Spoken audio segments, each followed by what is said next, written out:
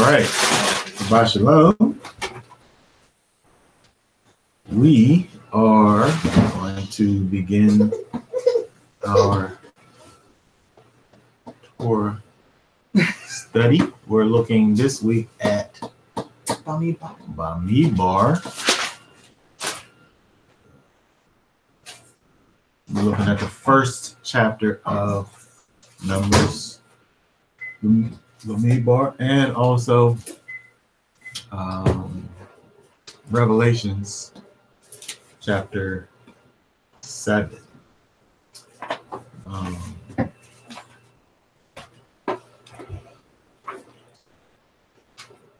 You might as well just go ahead and read. I think I split that chapter up. 54 verses. All right. History. He's making my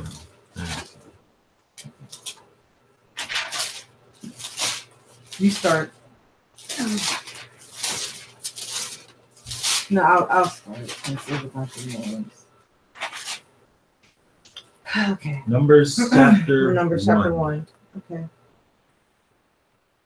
And Yahweh spoke unto Moshe in the wilderness of Sinai, in the tent of meeting, on the first day of the second month in the second year, after they were come out of the land of Egypt, saying, Take ye the sum of all the congregation of the children of Israel by their families, by their fathers' houses, according to the number of names, every male by their polls, from 20 years old and upward, all that are able to go forth to war in Israel.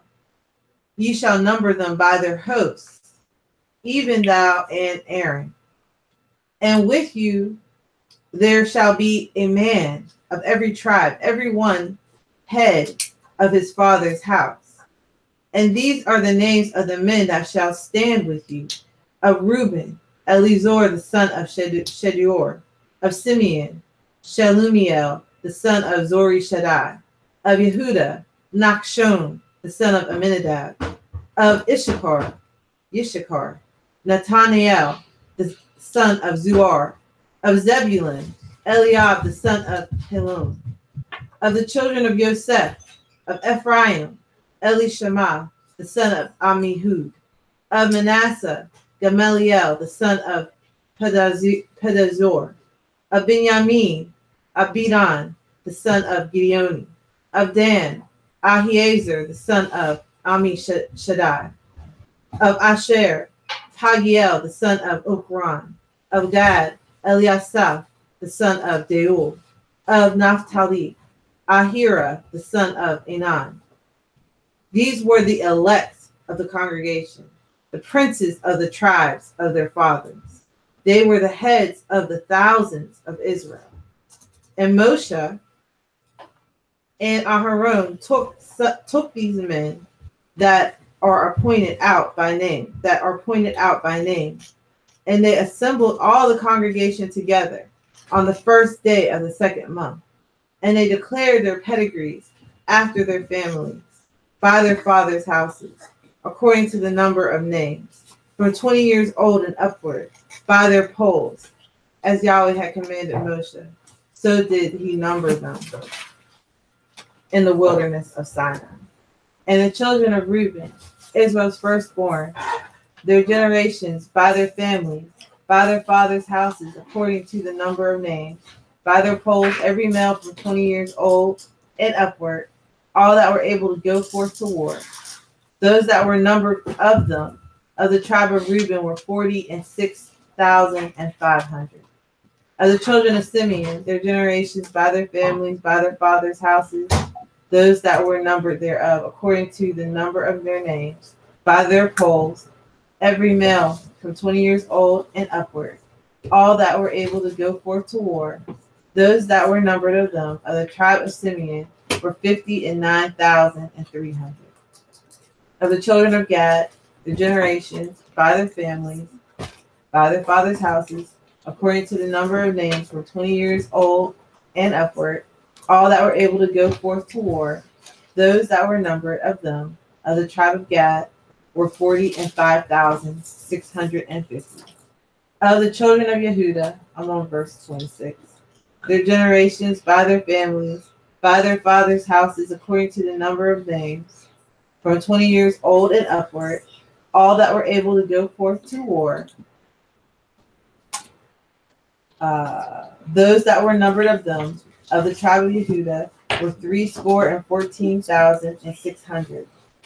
Of the children of Issachar, their generations, by their families, by their fathers' houses, according to the number of names, from 20 years old and upward, all that were able to go forth to war, those that were numbered of them, of the tribe of Issachar, were 54,400.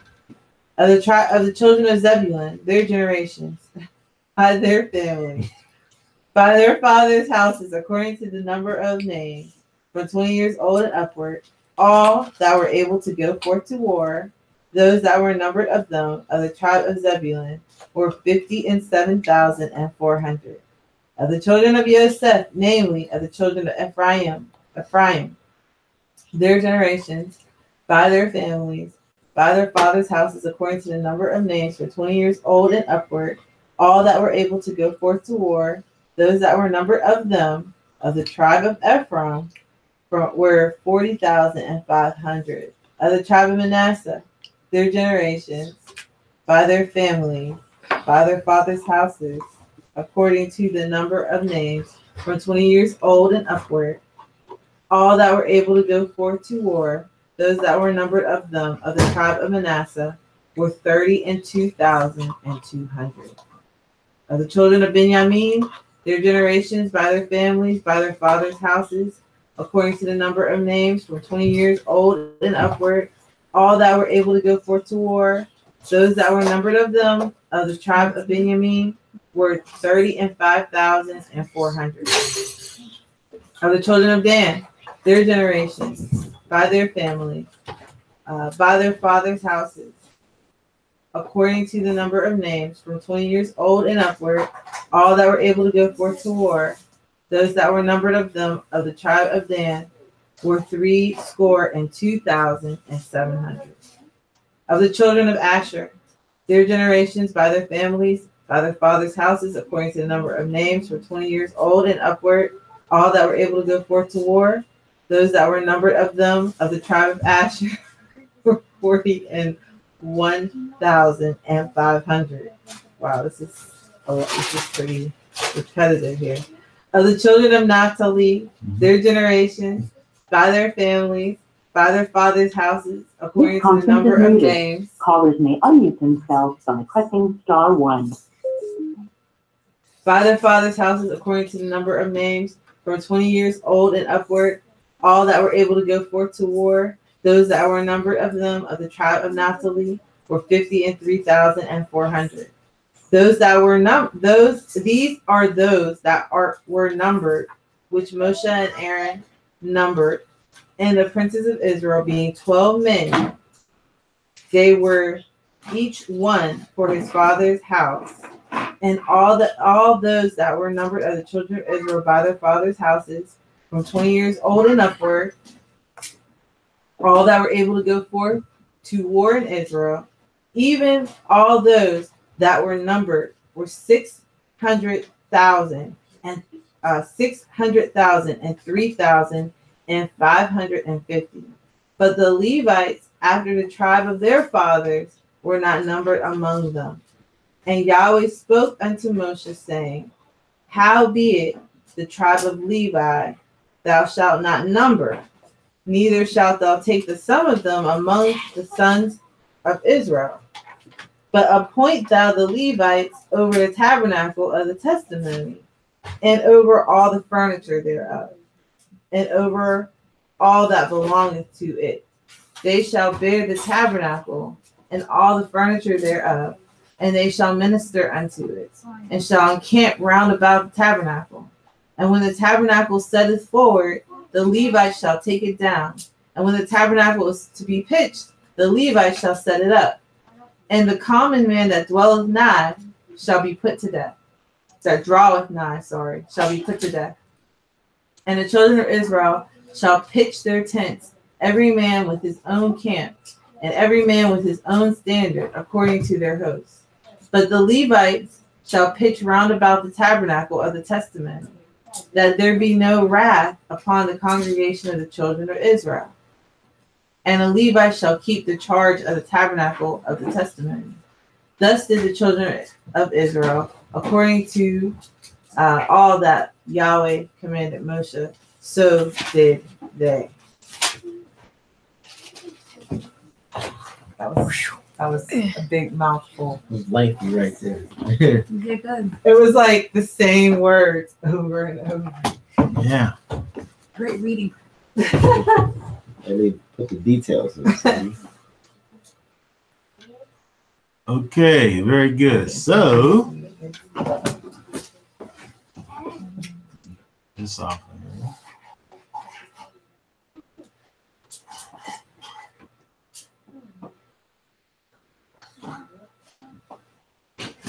All right, so we gotta present too.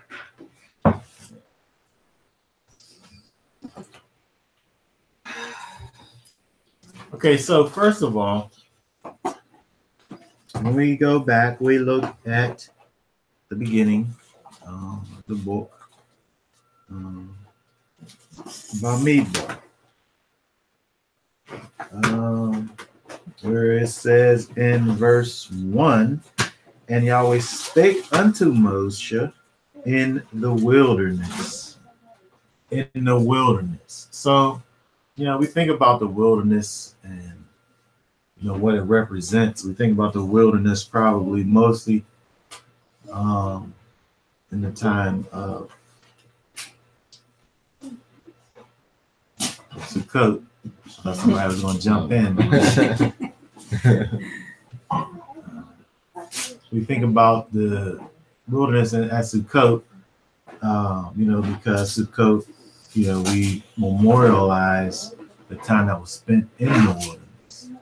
So when we think about the wilderness, we think of it in terms of not only being, a place, the wilderness of Sinai, where they are, but it represents something. It's the wilderness, is representative of something. When we look at the big picture, the wilderness for Israel coming out of Egypt was the testing, was the trying process. Look at Deuteronomy chapter 8. Deuteronomy chapter 8, verse 2, where it says, and thou shalt remember all the way which Yahweh thy Elohim led thee these 40 years in the wilderness to humble thee and to prove thee and to know what is in thine heart, whether thou would keep his commandments or no. So the purpose of the wilderness was that trying, was that testing, was that humbling of the people to look and see and for the Most High to know if the people were going to follow him. And then, of course, the ones who didn't died in the wilderness, right? Well, that was all of the generation. Well, yes, but they didn't die they didn't just die just so happened that they happened to die. They died because of their sin. We talked about that a little last week. But the point is so when we look at the wilderness is a representation of our life, which is that trying process, that process of solidifying our relationship with the Father, the tests and the trials, the pruning process. So it's interesting when we look at the word Bamidbar. Bamidbar. In the Hebrew, it's like this, Bamidbar. In the wilderness. You see the bet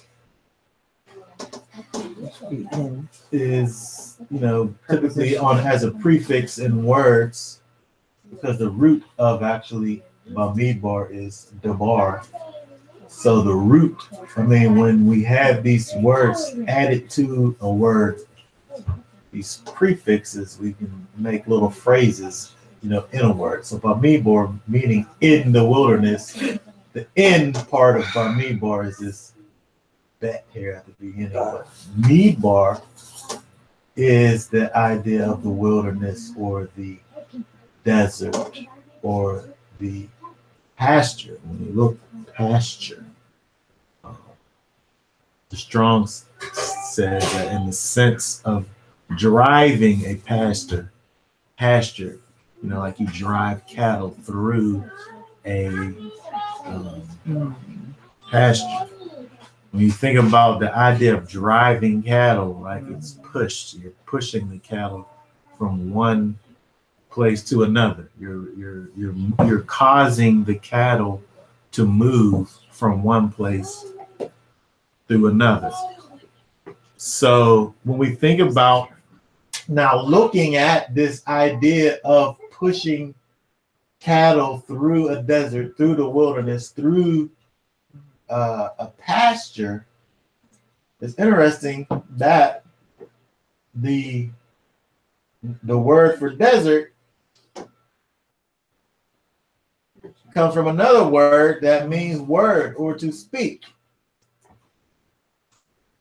And when you think about how it was that the Most High moved the people through the desert, it was how? It was by,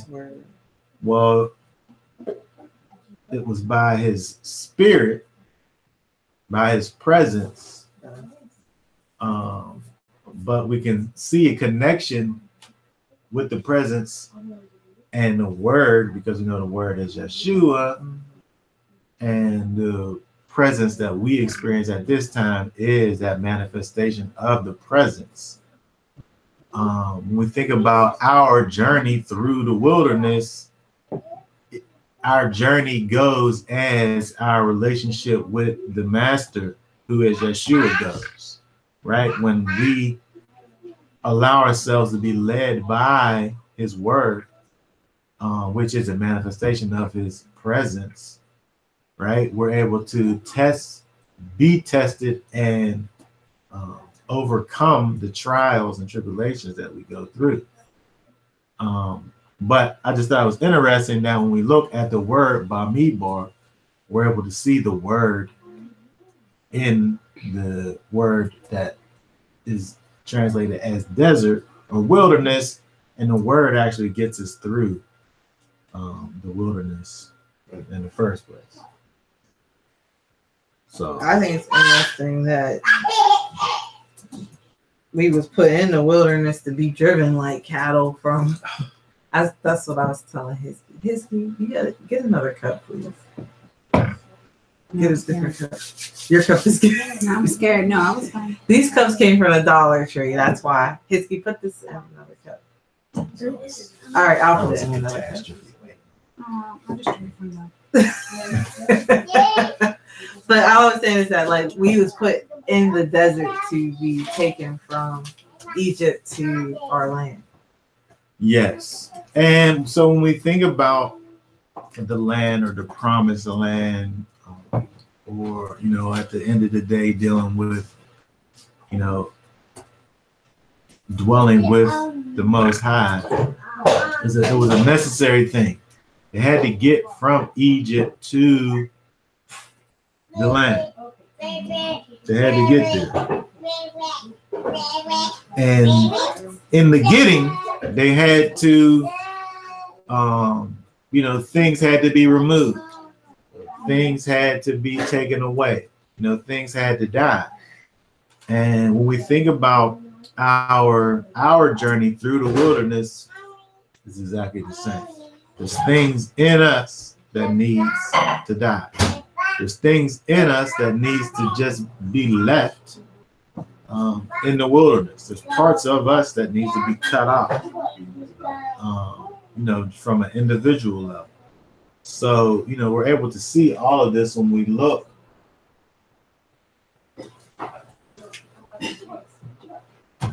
When we look at this. So I was just thinking about the word, the bar. The word, the bar would be what? Bait. I always draw the bait like a bait. No, it's good to me. I'm not an expert though. I think that's how it goes.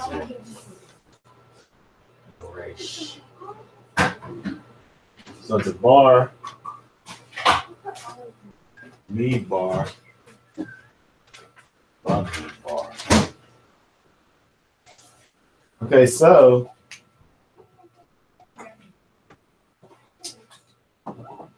when we think about the I want it. Oh, you just put it in there. So we have the door flap, the tent door. It carries the idea of movement or in and out. The tent plan and man's head, which kind of looks like a duck a little bit, but was an afro. It's a man's head. So when we think about the idea of starting from the bottom of the word and building on it, right? We're dealing with the word debar, which is word or to speak, the in and out movements,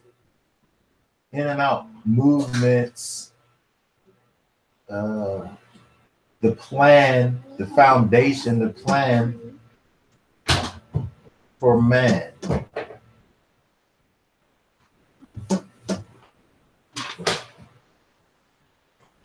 You can't have anything really without words. If we just sat around and just, when we see over history the development of civilizations and all these things, the beginnings of those things are words.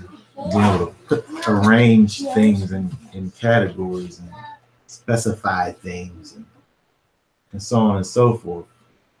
Be able to communicate.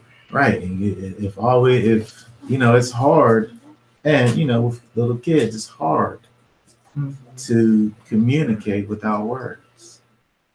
Ari, she's coming along, and she understands, I believe, the English language far better than she's able to speak it. But she gets the concept, because every once in a while she'll just ramble off. I know that she knows that she's not saying anything. She says a whole bunch of things and then puts some words at the end to kind of, but the idea, the concept of, verbalizing things.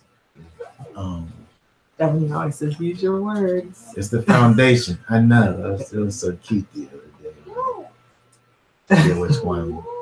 Talking about being sad or something.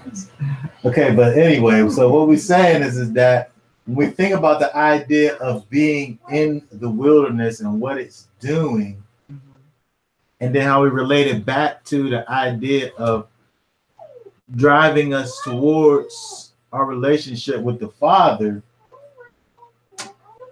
and thinking about the fact that when we look and understand who Yeshua is in relationship to the Father, as far as being the Word, really the Word is the thing. The Word is the thing that regulates the in and out and the plan of man.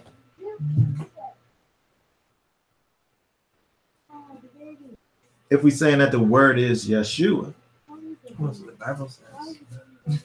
yes, John. It does actually say that, right?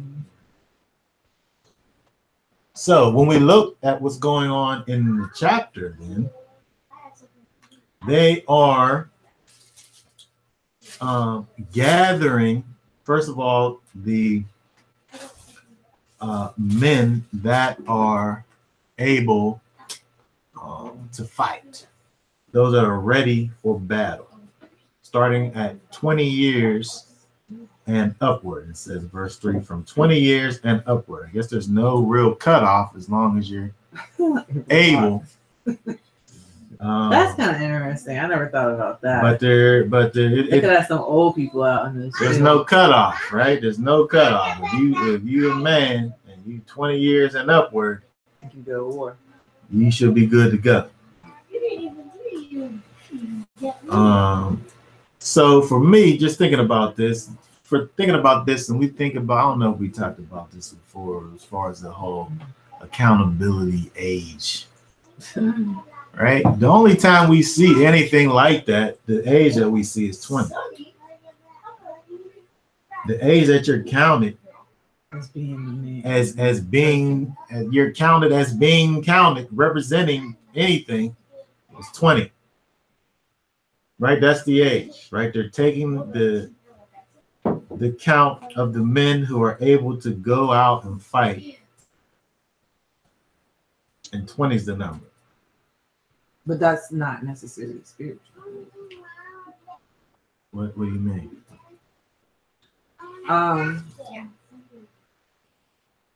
As far as well, what as you formulate, I'm saying as you formulate that in your mind, let me just add to the situation. When we think about the people that died in the wilderness, we come back to the same number again. All right, let's 20 years old. Okay, so go ahead. You mean 20 years old and upward die? Well, 20 and right when you was 20 and up is the ones that died. So below that is the one that made it. So below that, they didn't really matter what they were doing, what they had to say about anything. They could have been wicked and they still would have made it into the land, is what you're trying to say. Well, they could have been like these little teenagers. I'm saying potentially going crazy out here. Potentially that could have been the case. And potentially they weren't held accountable for anything because they were under 20. But go ahead. What was you going to say? Well, what I'm saying is,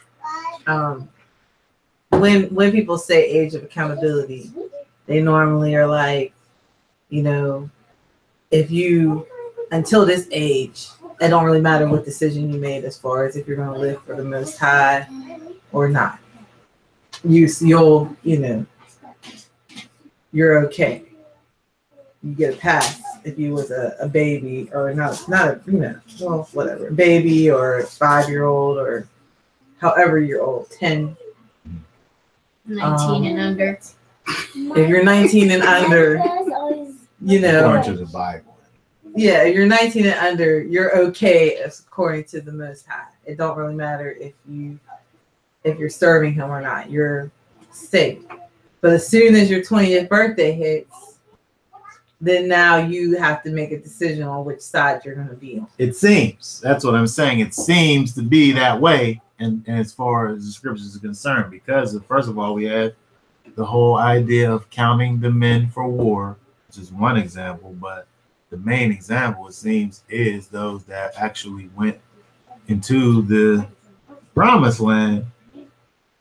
And then in one verse, it even says that they didn't have the knowledge of good and evil. What verse? You have to find it for me. I didn't make it up. I'm not making I know you didn't make it up. All right, I'll find it.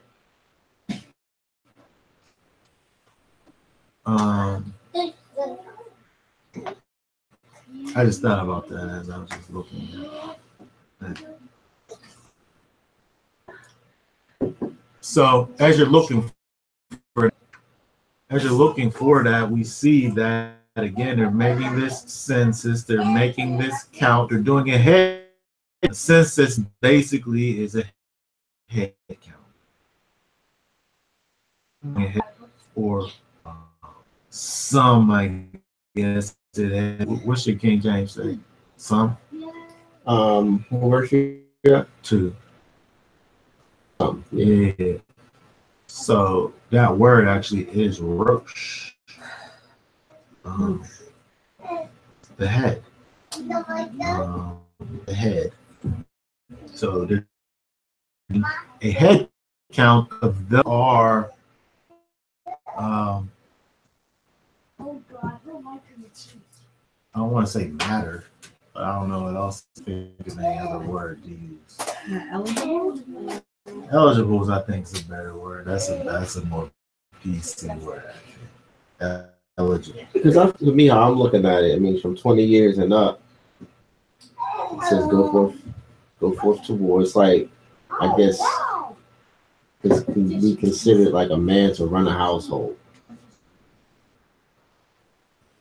Like, could be like, could stand on that level.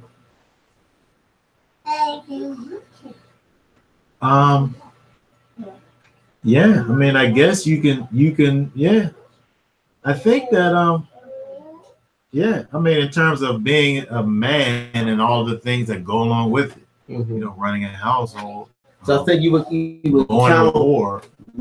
In that are of elements, and they're like everybody under that is just never. Okay. It's like these are the men, like considered men in the tribes in the nation. Yeah. That's the knowledge of good and evil versus Deuteronomy 1, verse 39. You can start at 38.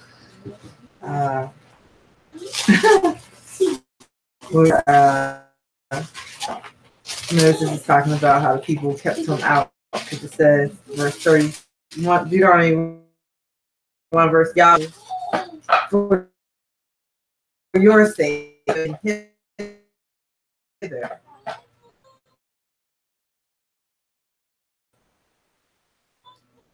But encourage him, for he shall cause it. Moreover, which ye pray, which in that day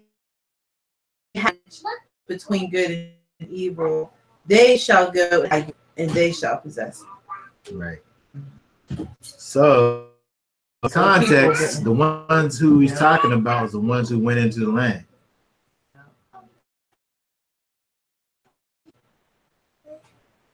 But we know that the ones that didn't go into the land was the ones that was under 20. Right? Yeah. So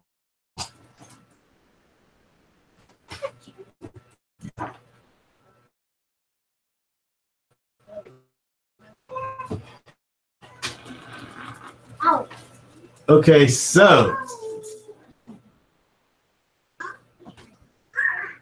what was done? They looked and they chose, first of all, Mm-hmm. and then of the heads, and the head. I'm sorry, can you just say age of the count? It would be 20. I would say If there it's a concept that people have, and I don't know where it came from, but I'm saying if you was going to have the idea, it seems as if you got to be 20. Yeah, but that don't mean that history should be like, I'm gonna wait until I'm 20, because until I'm 20, I don't have the knowledge of good and evil anyway. And somehow, instantly, you shouldn't just be like, I'm just gonna wait. If he did do that, I don't know what I would say, but yeah. Is to make that such a man. Or, you know what? It'd be interesting. Yeah. That he would make Cunning. such a Cunning. cunning. Sort of like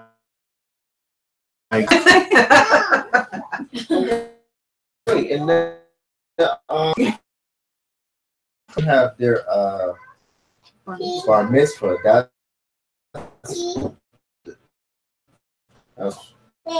That's what they celebrate. Like, yeah, 13. A student of the commandments, son of the commandments at that time. number. So we're saying according to this. I'm just saying I don't know where that number. See that they did that from a historical standpoint. I don't know where it started, why it started, where it came from. Yeah. Because we don't have any knowledge of a 13 the age number. You know what I mean? So didn't you have a there was one lesson where he had like the ages of what the kids was taught back right then. that was again, that would be what they historically did you know, during that time, you know, around when Yeshua was walking around, as aware, you know, you would have the levels where you know you came to a certain age. You know, not to say that they didn't do that is wrong for them to do that, concern, but when we think about that phrase, that age of accountability phrase, we think of it as, hey, you know, the person's not accountable for their actions, so they reach this certain age. So even if we see historically where to do a certain thing, we can't necessarily say that, you know, the scripture don't necessarily, that's how it is. If you want to say that I want to intensively begin to have my young person studying the Torah at a specific age, then fine. Right. But as far as saying that, trying to hold him accountable, you know, based on this tradition, I would say, I don't know how you would balance it in terms of the scriptures, because the scriptures, it's not in the scripture. No, it's not in the scripture. So if it was a practice that you wanted to do, yeah, okay, do the thing, but don't just say well, you've been learning the scriptures for you're 17, you've been learning it since you was 13 or 12 or whatever, right? You should be, well, you're still a little one, really. You still are just a kid. You still don't have the knowledge of good and evil, right? And I found scientifically they say that really that whole impulse kind of thing, how we make impulse reactions, more so as children, they just do whatever. This is gonna be fun. Let's do it without thinking about it. There's something that kicks in, but don't kick in until you're in your early 20s. Yeah, I was going to say that too. Scientifically, they say that your brain is not fully developed until you're about 27, 28. Yeah, it's crazy. Well, see, I don't know. I mean, aside from that, but I'm just saying, like, accountability. I see it with our son.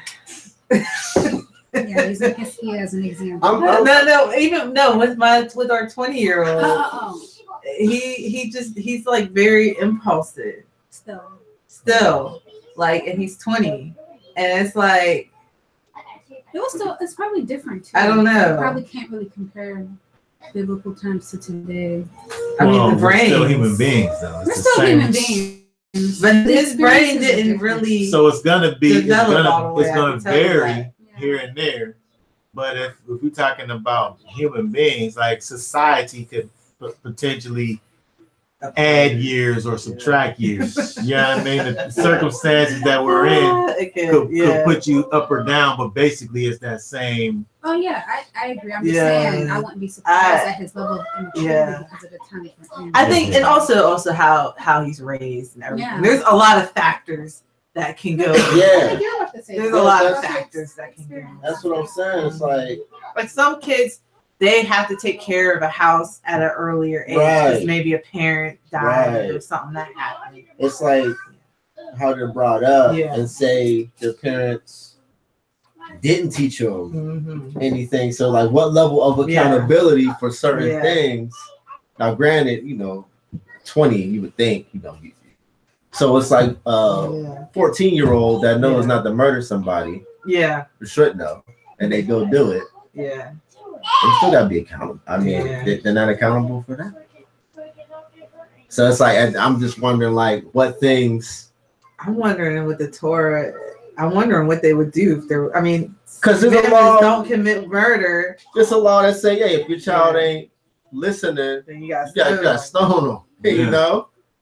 So, hey, but hey, he's not like some like age accountability. So it's like, where's that gap? It could be like a teenager or like an 18-year-old. You know what I mean? Because they're calling them little ones. That's true. Yeah, because them, you know, they gonna be up to 10 years old. You're gonna get crazy stuff happening. They gotta be tight. But I say after 10, 11, they going up. Yeah, they getting bigger. You should have more expectations. I expect you to do this. Yeah. So to me, I feel like, and again, this is just us looking at it without knowing, you know, how they did it. Mm-hmm. We can't tell from the scriptures. We just see what they have in the scriptures. So when you think about it, you think they wasn't stoning little 10-year-olds. No, right. It was those ones who didn't have ability to learn, which seems like they would have to be teenagers. They wasn't getting because you know, stop doing this. That's not right. You're not supposed to do it. You know what I mean? When none of that works. Yeah. So then you throw it up in. Spanking wasn't a thing back then. No. Killing. We're talking about killing. We don't not listen, spanking. I kill you. I will spank you. We're not talking about spanking. Yeah. He says spanking wasn't a thing. Get spankings. Right? They get spankings. Right? With big leather belts. Do you have that list of ages still, or you got what list of ages? The list of ages that you had read off the one. Oh, I don't have it offhand. I have to find it. I want to see it again. No.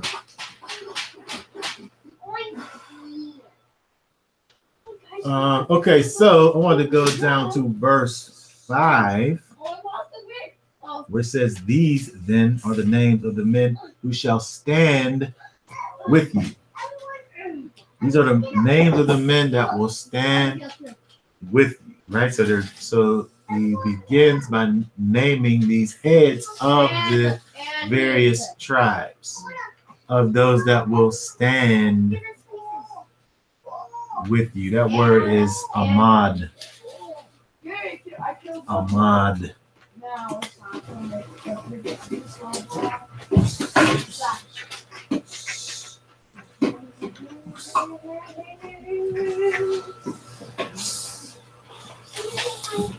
Which means to stand, to abide, to confirm, continue, dwell, endure, ordain, be over, place, raise up,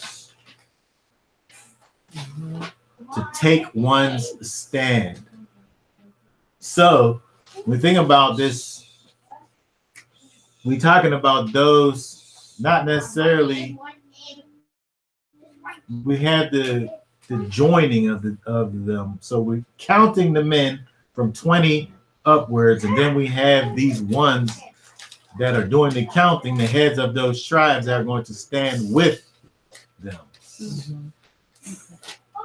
Right, so everybody's standing, right? Everybody's standing. You have the heads who are standing, and you have those that are being counted that are standing, that are being the ones that endure, being the ones that stand. When we think about this idea of standing or of firmness and steadfastness, right? If we're talking about war and battle, right? One of the things I would say that's probably pretty important in terms of being, battle ready is being able to stand and fight. Yeah, that's true. Not turning around and running.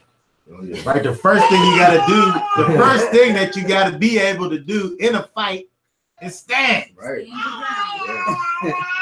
Right? Yeah. You gotta have that firmness. That's why it's the men. He said, I ain't qualified. Thought Talk about of the it makes me men. want to go. Right? So you gotta have that kind of they talk about intestinal fortitude, right? That thing that's coming from inside of you. Right? You have that. First of all, you have to have a thing inside of you that's causing you. Because the first thing you want to do in the sight of harm is to get away from the thing. If you're sane, the sane person. Some people you have to. There's something that has to happen internally to cause you to want to be in the danger. But when we're talking about, again, if we're talking about these people who being ready for war, there is a protection thing, that's built into this idea of war. There's a preservation thing that's built into this idea of war. They're not just fighting for the sake of fighting. They're fighting for some type of preservation, right? Some type of protection that's going on, right? So you have to have kind of this, first of all, this motivation, this thing inside of you that's driving you in a particular situation, that's even causing you to be able to stand in the first place, to remain and endure. So again, if we go back and we think about the idea of being in the wilderness and moving through the wilderness by the word, when we think about how it is that we stand in our wilderness, again, it doesn't change, it stays the same. The thing that gives us the ability to remain and endure is the scriptures, alive, which is the word, which is Yeshua, right? In us, the spirit. When we look at, say, for instance, Ephesians,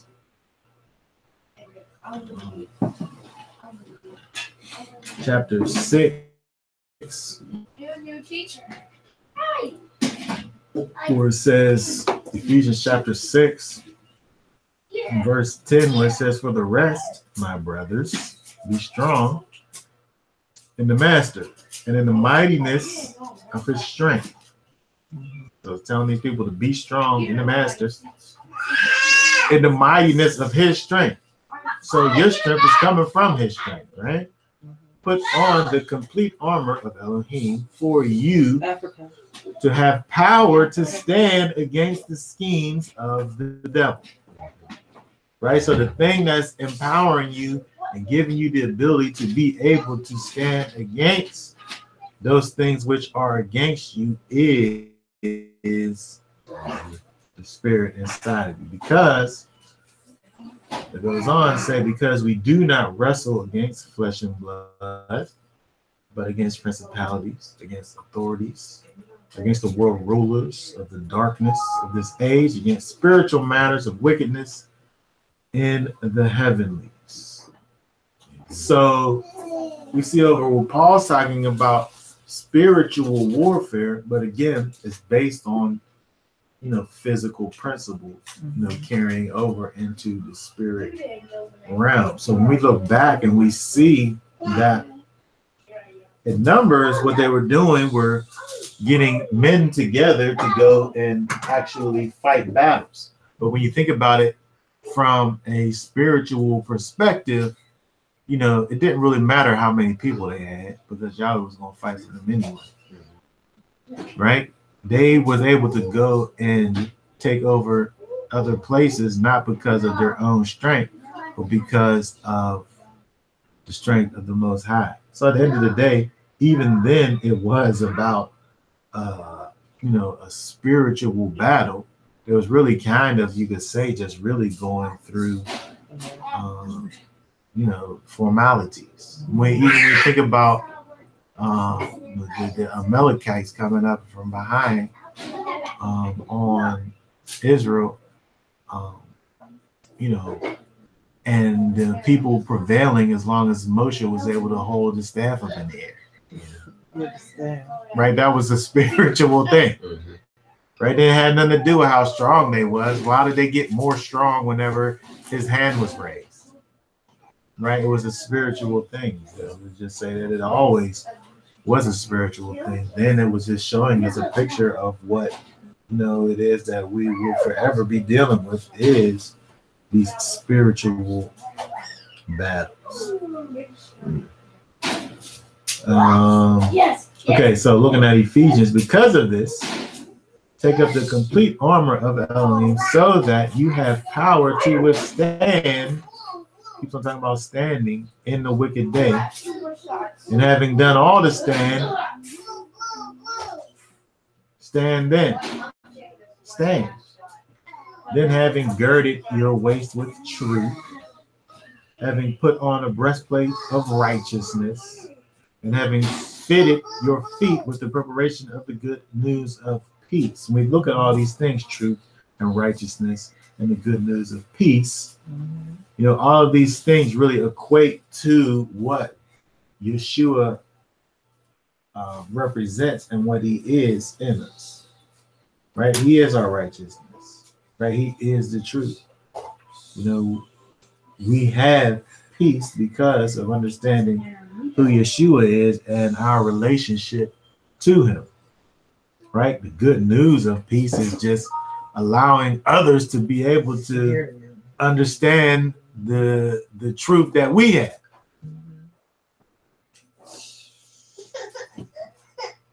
And what else? Take also the helmet of deliverance. Yeshua is our deliverance, right? He's our salvation. And the sword of the Spirit, which is the word of Elohim. And again, Yeshua, of course, is the word of Elohim. So we can put all of this in one sentence and just say when we deal with putting on the armor of Elohim, it's the same thing as saying putting on Yeshua. Right? And the same idea that we just looking at in terms of getting through the wilderness by the word. It's the same concept that we're looking at, right? Okay, so when we look back in Numbers, back to Numbers chapter 1. Moses went through, they counted all of the tribes. Started too low. I should have, because I got to the bottom and couldn't fit Naphtali in there. But when they counted all the tribes that they counted, right? And of course, as far as war was concerned, the Levites were not counted, right? The Levites were not counted, right? Because they don't go to war. What can we say are reasons why these men are excluded? The Levites? Yeah. They ministered to the nation. It was the priest. So it's like if thinking back to the wars, they would be like, all right, X amount of men going here, going there. And we know that they were scattered, the Levites were scattered between the tribes, to do the work of looking over the temple and all that stuff. So if they gone, who's going to do that? Especially if they was appointed to carry out, certain things the Most High ordered them to do. Started off. What you trying to say? The 20-year-old Levites wasn't qualified to go there?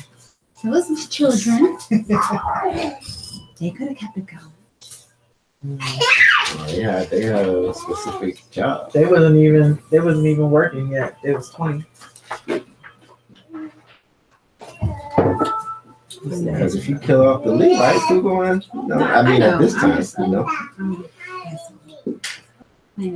So Levi You saying is exempt, so they're able, somebody's able to carry out the priestly duty, which I don't know what other answer there is really. If they're going through, and when we look at it here, the Levites will be carrying the implements when they're going into war. Right. Oh yeah. That's true. Right, but in doing that, they'll be carrying out their priestly duties in doing that. So they're going. I guess they're technically kind of going into war, but they're not doing the fighting. They're back behind the scene doing the spiritual part with the implements. They can't be defiled. So if somebody sits up there and dies, if I kill somebody, I'm defiling myself. I can't even work as a priest. If I'm standing next to you and you kill somebody and he falls on me, you know what I mean? So you dodging bodies out there as a priest. So and I wasn't sure too if it says it anywhere, and this is just me coming up with something. Were the Levites any smaller in number than anyone else? It seemed like they would be. They count them. Well, you know later what? They count them because they gotta replace the firstborn. Yeah, you get a number really great in the next couple of chapters.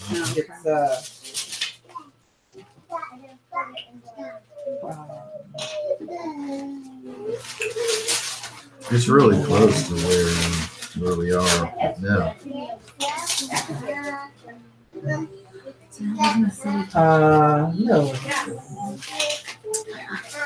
Is that chapter 3,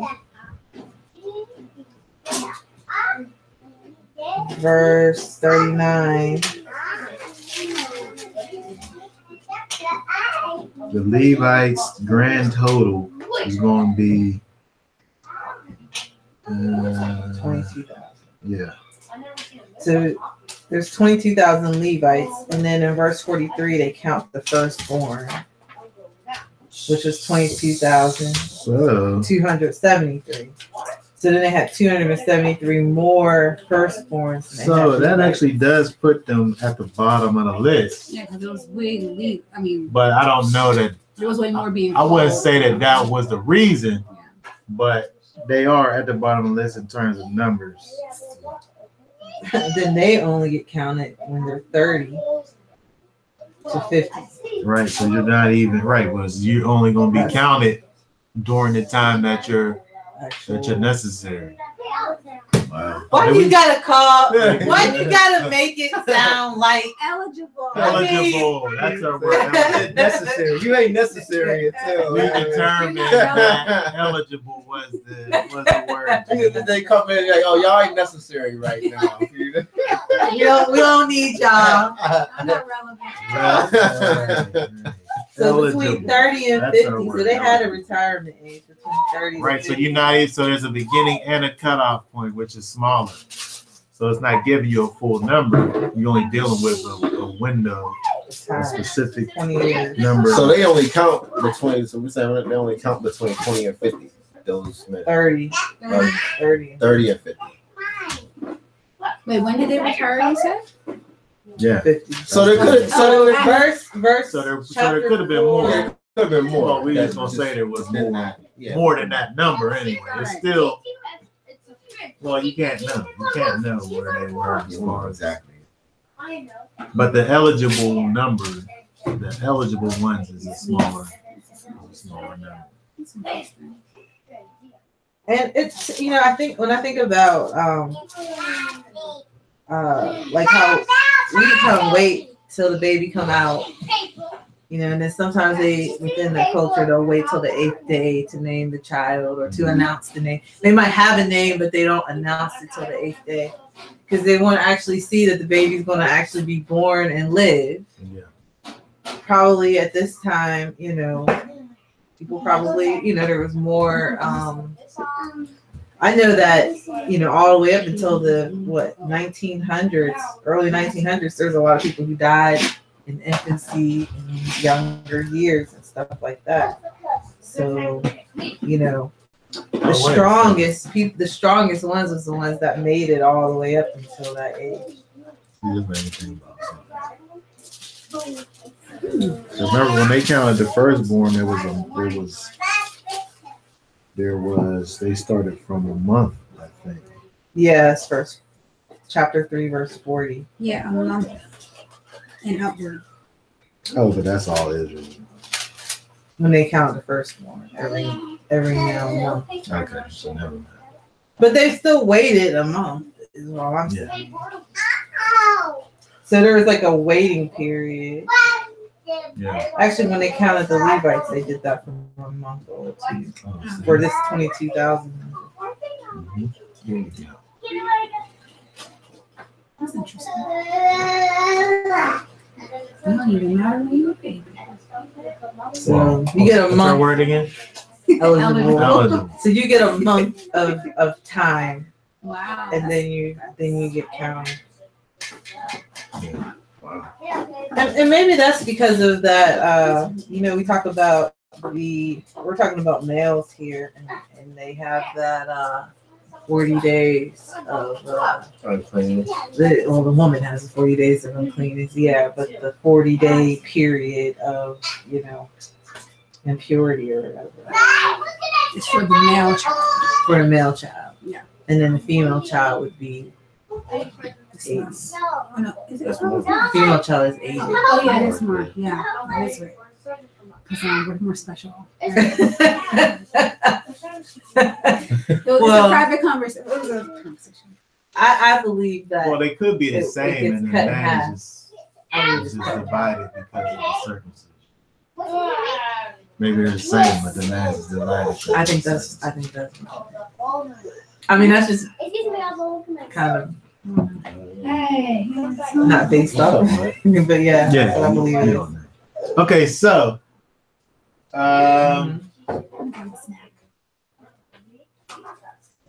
so again, we look at the tribes, the 12 tribes that are counted to stand as Israel against the enemies, whoever they may be. Levites, of course, Levi wouldn't actually be doing the fighting, but they have a role to play in terms of carrying the the disassembled tabernacle, as they moved. So when we look at the 12 tribes, of course, we have Levi who is removed from the 12, and Joseph, who is not named, but of course has a double portion. So if we take away Ephraim and Manasseh and add Joseph and add Levi, then you have 12 again, right? Okay, so saying all that, we want to go over to, unless anybody have any thoughts or questions or comments about Numbers chapter 1 before we look at Revelation, where there's another counting that goes on. Anything? Let me see. I have no question.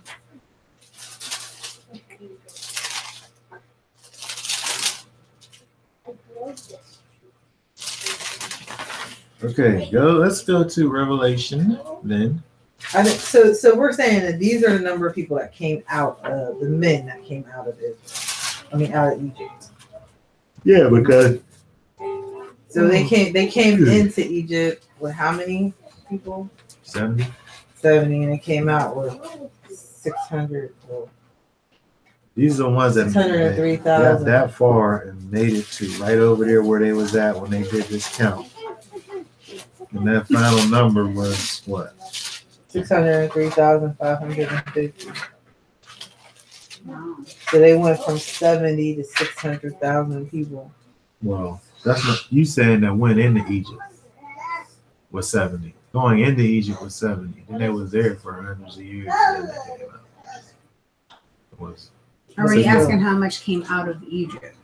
Are you not? That's not what you're saying. That's what you 600,000 came out of Egypt. 70 went into Egypt. Okay. That's just a big growth. Well, you know, if you had some ebonies there, you know. Yeah, a whole bunch of them. I would say. Yeah. You're a big factory. Those are my foremothers. You're talking about, again, you're talking about how many years? Yeah, for a couple hundred years. Still a lot. Well, they didn't have as much things to do. You know what I mean? They didn't have TV and Not yet. Facebook and Just hanging around in the tent. Deal with your land, go back in the tent, go. Making bricks and junk. You know what I mean? I'm tired of all this brick making. Yeah. Oh man, that makes sense. yeah. All right, let's look at Revelation chapter 7.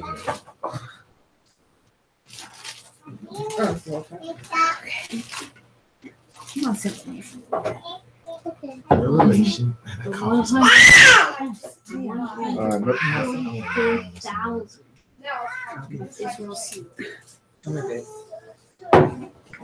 I'll read it. Okay. Revelation 7 verse 1. And after these things, I saw 4 angels standing in the 4 corners of the earth, holding the 4 winds of the earth, that the wind should not blow on the earth, nor on the sea, nor on any tree.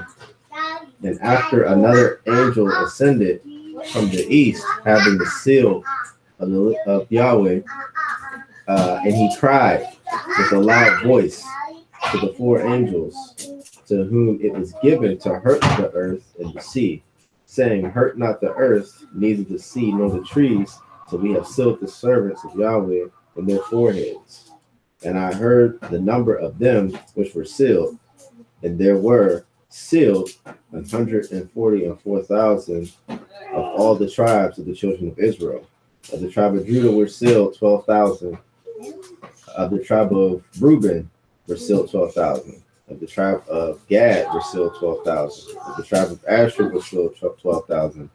Of the tribe of Naphtali were sealed 12,000. Of the tribe of Manasseh were sealed 12,000. Of the tribe of Simeon were sealed 12,000. Of the tribe of Levi were sealed 12,000. Of the tribe of Issachar were sealed 12,000. Of the tribe of Zebulun were sealed 12,000. Of the tribe of Joseph were sealed 12,000. Of the tribe of Benjamin were sealed 12,000. After this, I beheld, and lo, a great multitude which no man could number, of all nations and kindreds and people and tongues, stood before the throne and before the Lamb, clothed with white robes and palms in their hands. And cried with a loud voice, saying, salvation to Yahweh, which sitteth upon the throne, and unto the Lamb. And all the angels stood round about the throne and about the elders of the 4 beasts, and fell before the throne on their faces and worshiped Yahweh, saying, Amen, blessed and glory and wisdom and thanksgiving and honor and power and might be to Yahweh forever and ever. Amen. And that one of the elders answered, saying unto me, which are these which are arrayed in white robes, and whence came they? And I said unto him, Sir, thou knowest. And he said unto me, these are they which came out of great tribulation, and have washed their robes and made them white in the blood of the Lamb. Therefore are they before the throne of Yahweh, and serve him day and night in his temple. And he that sitteth on the throne shall dwell among them. They shall hunger no more, thirst any more, or neither thirst any more, neither shall the sunlight on them, nor any heat. For the Lamb which is in the midst of the throne shall feed them, and shall lead them unto the living fountains of water, and Yahweh shall wipe away all tears from their eyes. Oh my gosh. I'm so hormonal. That made me cry. Oh, Tearing up. that's a beautiful reason to cry.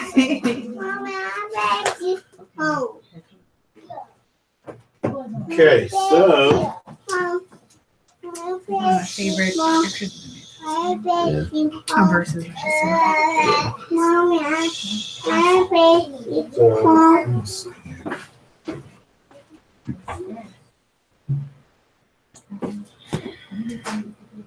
Mike.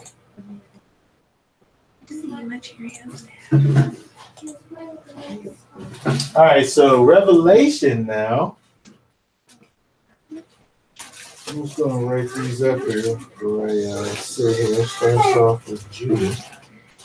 Starts off with Judah. Reuben. Gad. Asher.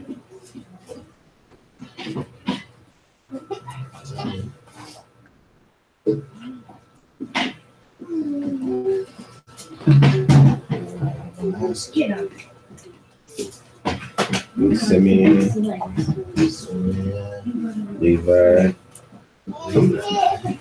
Issachar, and Zebulun, Joseph, Benjamin,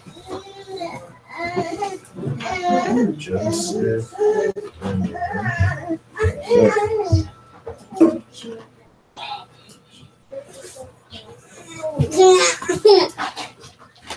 Okay, so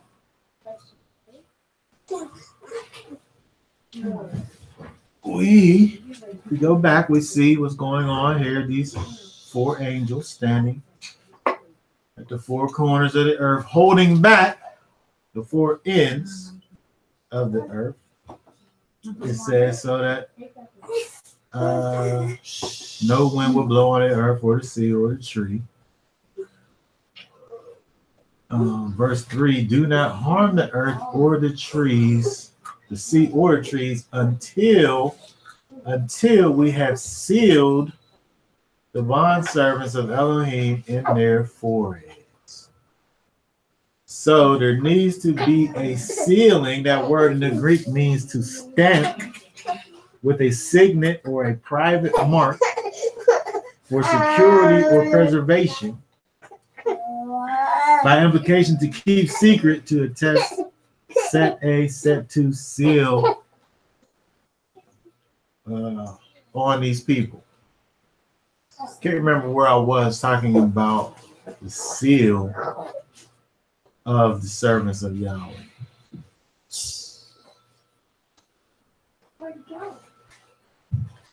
We started talking about it probably in the context of the seal of, or the mark of the beast. That's what I was thinking. yeah. But the reverse. Oh, it was at the penitentiary. So we were talking about the seal, the mark of the beast, on those that followed the beast. And they talked about the number, and the number being the number of a man, and so on and so forth. But when we think about it from the reverse in terms of the servants of Elohim, the people of Yahweh,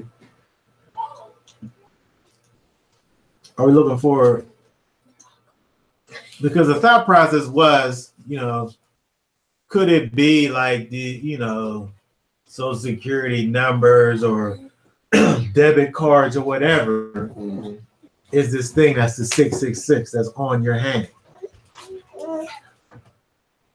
But when we think about the seal that Yahweh puts on his people, are we looking for a literal stamp? Is it going to be like a thing that you're able to look at and see, some kind of mark on his people, on their literal foreheads? No. Which clearly no. So my argument was, I'm saying the seal that's on his people is not like a mark that says I'm Yahweh's people on my forehead. It's something that's within. It's something that's actually within my forehead. Like it's within my brain. Right.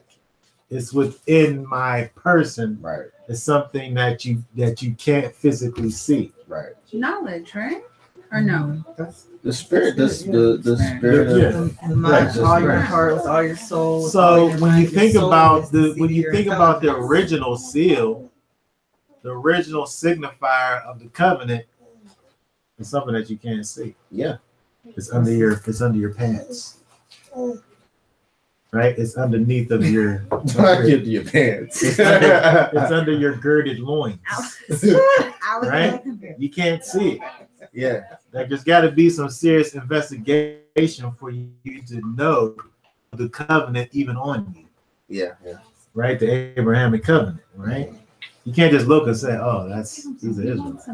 Then what was it? Back by faith, and then with the actions carrying out the work. Right. So the action was a result of the faith. But I'm saying that the faith is something that you can't. It's that motivation. It's that thing that's causing you to stand in the fight. It's something that you can't see. It's intangible. The manifestation of it is tangible, but it in and of itself you can't see it. So to me, I don't feel like it's any different when we're dealing with the idea of the servants of Elohim being sealed. It's a stamp. It's a signet that's on you that you can't see it. That was my thought on it. What happened to my? I mean, like the thing about when people they want to talk about the social security number is that the people who talk about it, all they can do is not get it for their kids, but they already have it. So how can they get rid of it? You can't get rid of it. If they already have it. If you don't use it, you still have it. It's still attached. You still have it. It's still attached to you. Yeah. So it doesn't really. You can't be the social security number. Well, I wouldn't say you can't. I wouldn't say that it can't be that because it's something that you can't get rid of. I wouldn't use that argument, but I'm just saying I don't think that it's that. I'm saying that if you got it already, then you're just lost forever. I know, but all I'm saying is that I'm not going to sit there and make that argument and say, well, since it's this thing that you got and you can't get rid of, that's why that it's not the Social Security code. Well, I'm not saying it. That's the reason. The reason is that it's not that. But I'm saying that you can't get rid of it. I'm saying that the people who say it's the Social Security number already have the Social Security number. So they're saying they already have the mark of the beast, and how can they get rid of it if they already have it? Is all I'm saying. I'm not trying to say the reason. That's the reason it can't be that. But I'm saying that's the reason that it's kind of doesn't make any sense. We're just taking one for the team. Taking one for the team. Okay, so Tony's like, I'm just moving on. Yeah, with that in mind, so dealing with the idea of the sealing is a thing that seems to remain consistent with Yahweh and is dealing with his people, is putting this mark on these people that is not necessarily something that is a tangible thing. Yeah. So, first of all, when we think about this idea of this number, this 144,000,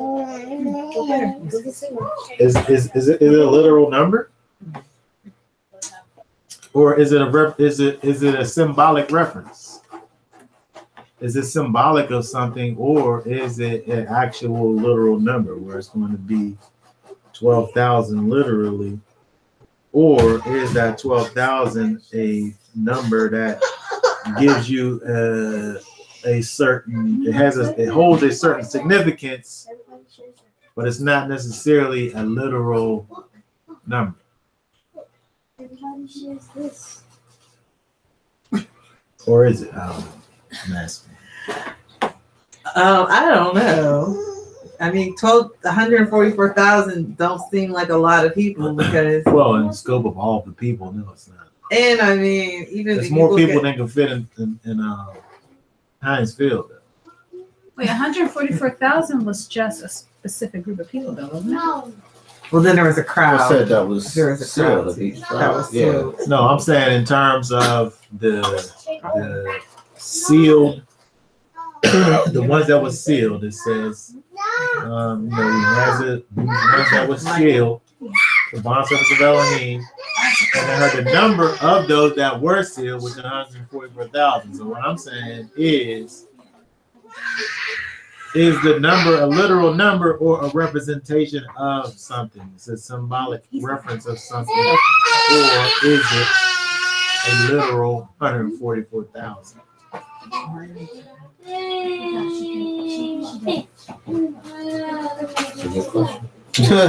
I mean, it's not a lot of people though. That's all I'm saying. No, like we just did the census of all Israel that came out of Egypt, and there were 600,000 of them.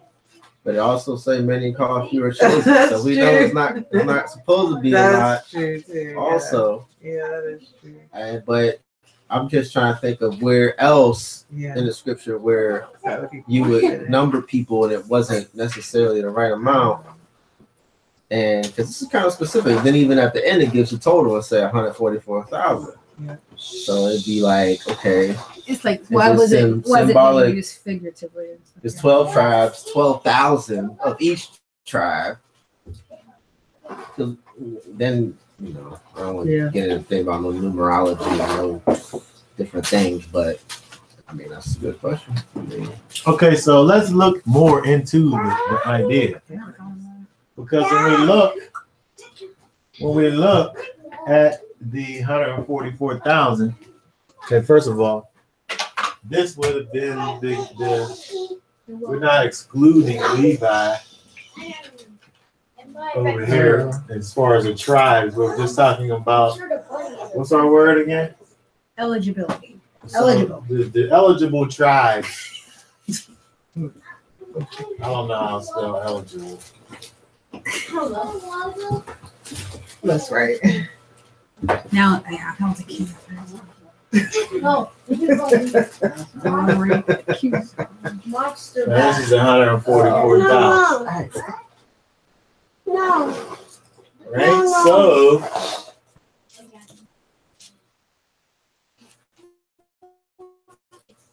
we got some people missing over here. Yeah, Dan's not over there. yeah. So we don't have no Dan. And What is it? Joseph is No, Joseph's not on either. Oh no, Joseph is at the bottom yeah. of the 144,000. That's weird. I know. It should include Naphtali and Manasseh. Ephraim. Or Ephraim. Oh, Ephraim's not. Wait.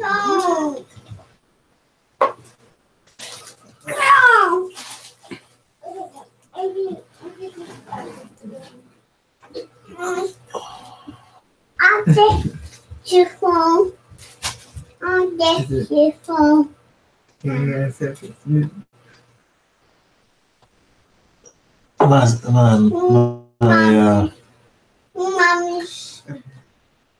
My camera's not acting right. I'm trying to get the focus.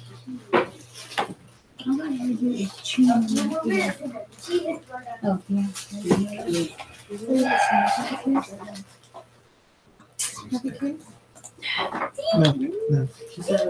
Jesus or die. It's so hot. Yes. Okay, so Is this good? I'm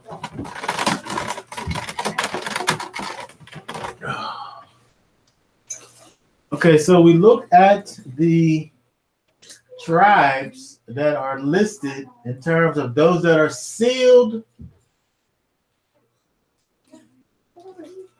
on their foreheads, right? Those that were sealed, that weren't to be harmed by the angels. And we have these tribes that are listed. But then what about Dan? And what about Ephraim? No. What happened to them? No. It's not representative of all of what we know as Israel. We have Dan and Ephraim. Like if you wanted to include Ephraim and Manasseh, you could have just said Joseph. I think by saying Joseph, you could have included Ephraim and Manasseh, and therefore keeping it with the 12, having everybody included.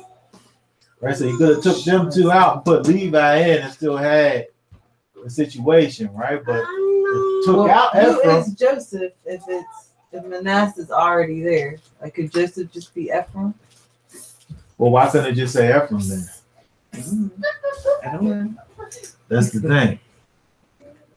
Like we can't assume that Joseph is Ephraim because it could have just said Ephraim. But it's taking Joseph and putting Joseph in there, but it has Manasseh. Right? It's specifically excluding Ephraim on purpose because it got Manasseh there. Right? Mm-hmm.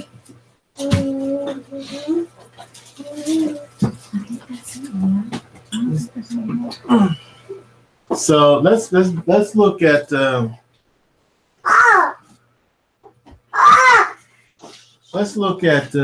Hosea.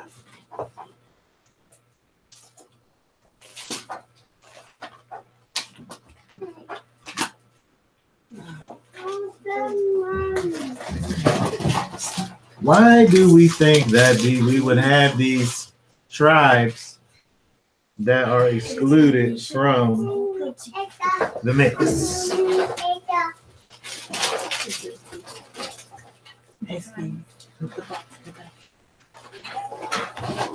Mommy.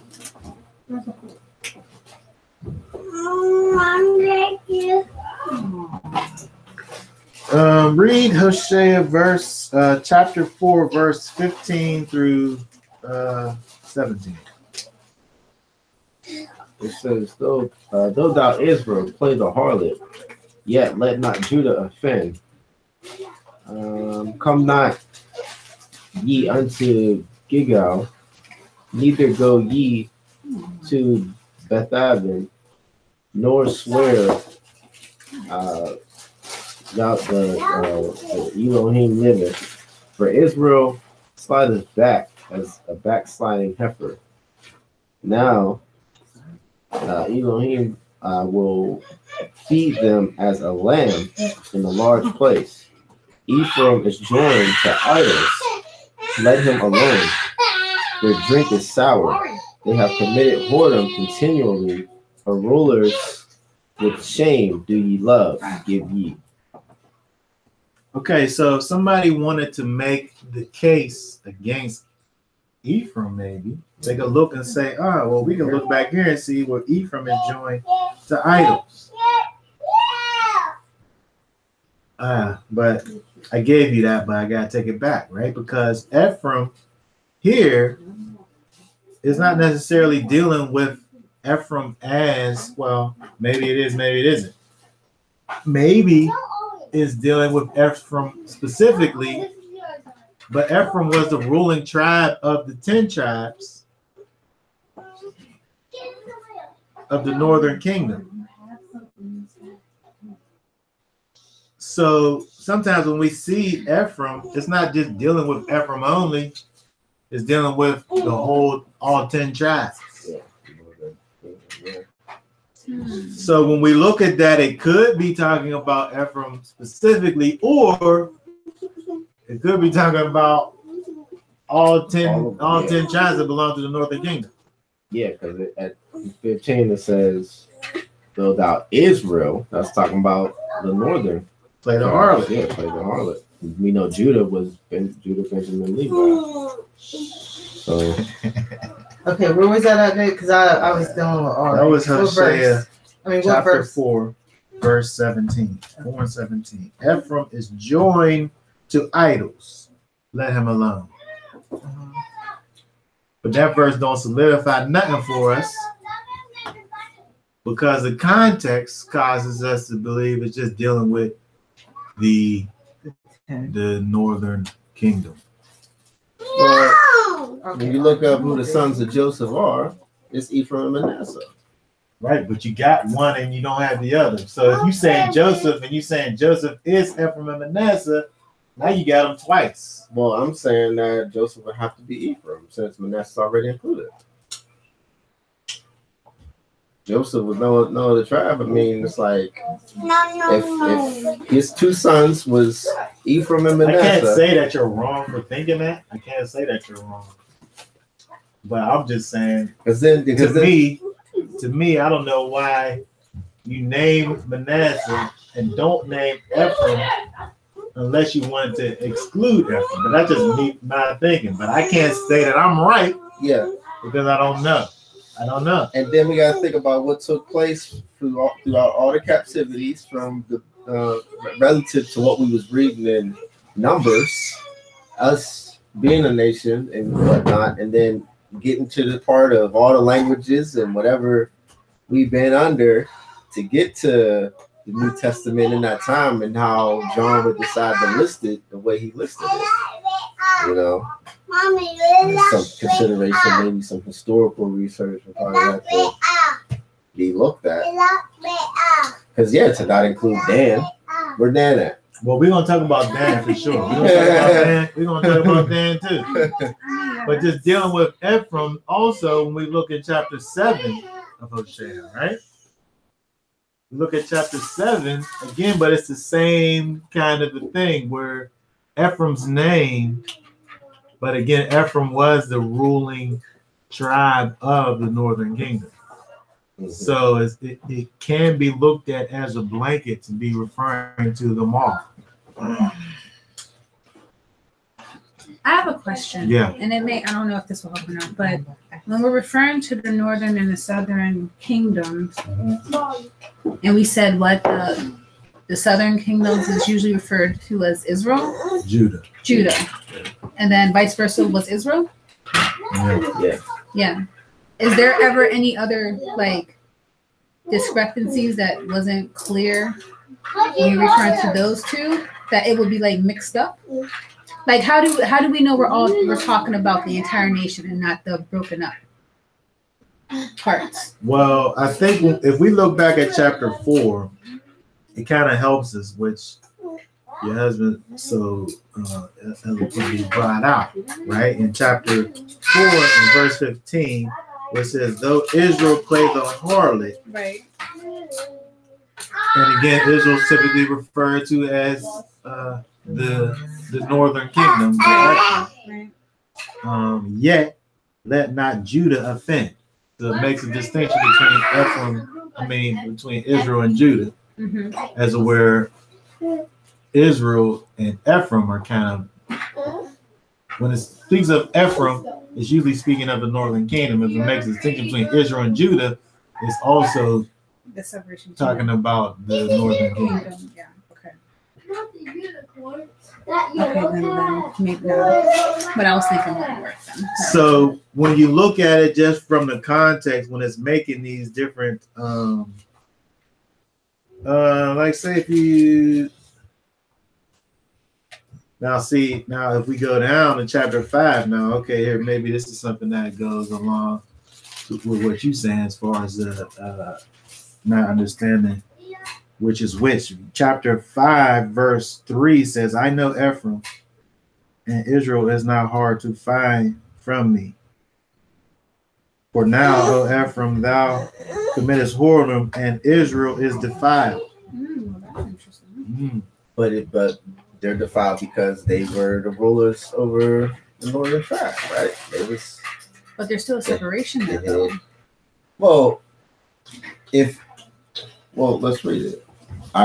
Keep going. Verse 4. They will not frame their doings to turn unto their Elohim, for the spirit of whoredoms is in the midst of them, and they have not known Yahweh, and the pride of Israel doth testify to his face. Therefore shall Israel and Ephraim fall in their iniquity. Judah also shall fall with them.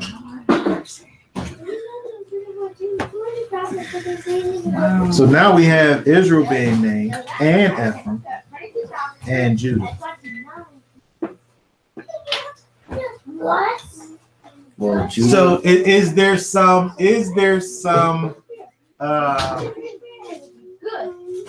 consequence that goes on the ruling family as well as the entirety? So we saying that not only does the northern kingdom, Israel as a whole, become susceptible to certain consequences, but now even separating out Ephraim from the bunch because of the fact of them being the ruling tribe of the northern kingdom. And then, following that all the way up to Revelation, where their name is now on the list. I don't know. We're just sitting here talking about these just right now. So.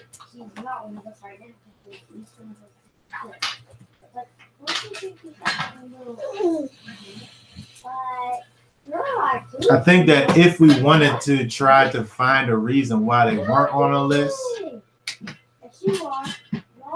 we could look to the fact that they were the ones that was the ruling bodies and say because of that, even though it was all of the whole northern tribe that was involved in it, the ones that was on top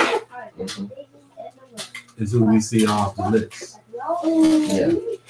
So wait, If we where wanted was to try to make a Dan? case. Dan was. We didn't get to Oh, we Dan. didn't get to Dan. Okay. Yeah, we were just dealing with with So, Ephraim. Ephraim was on the top. Because it's the same thing really when you look in chapter 7. It's the same idea of Hosea chapter 7 when you look at all of these things that are attributed to Ephraim. In chapter 7, where it says, whenever I would heal Israel, then the crookedness of Ephraim is uncovered and the evil deeds of Shomer. That was verse 1. Let me look at this. Broken out, verse chapter 7.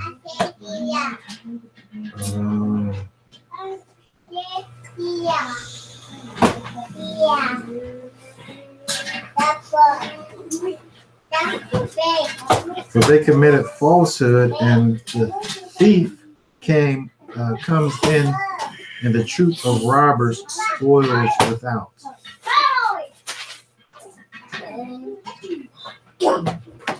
All of them are adulterers, as an oven heated by a baker, who ceases stirring the fire after kneading the dough until it is leavened.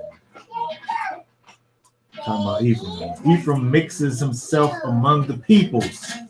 Ephraim has become a cake unturned. Strangers have devoured his strength, but he does not know it. And the excellency of Israel did witness to his face, but they did not turn to Yahweh their Elohim, nor did they seek him for all this. And Ephraim has become a simple dove without heart. They have called Mitzrayim, Egypt. They have gone to Asher. The excellency versus that. The excellency of Israel did witness. And the pride of Israel did testify to his face. They did not turn. So It could be. I don't know this. It could be. It seems as if, because that's interesting there to put that there like that. The pride, I believe it's talking about Ephraim, the pride of Israel, the excellency of Israel. Mm-hmm. In reference to Ephraim, the one who's on top, the one who's the ruling party. Mm-hmm. I don't know. That's what I was thinking. It don't gotta be that. It seems to me. Huh? 5 and 14.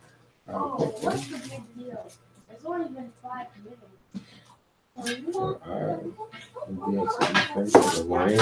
Yeah. Now that is not the ace either. Now that is so weird. I'm gonna turn away and I will take away. What verse you looking at? Hosea 5 and 14. 5 and 14. I will be unto Ephraim as a lion, and as a young lion to the house of Judah.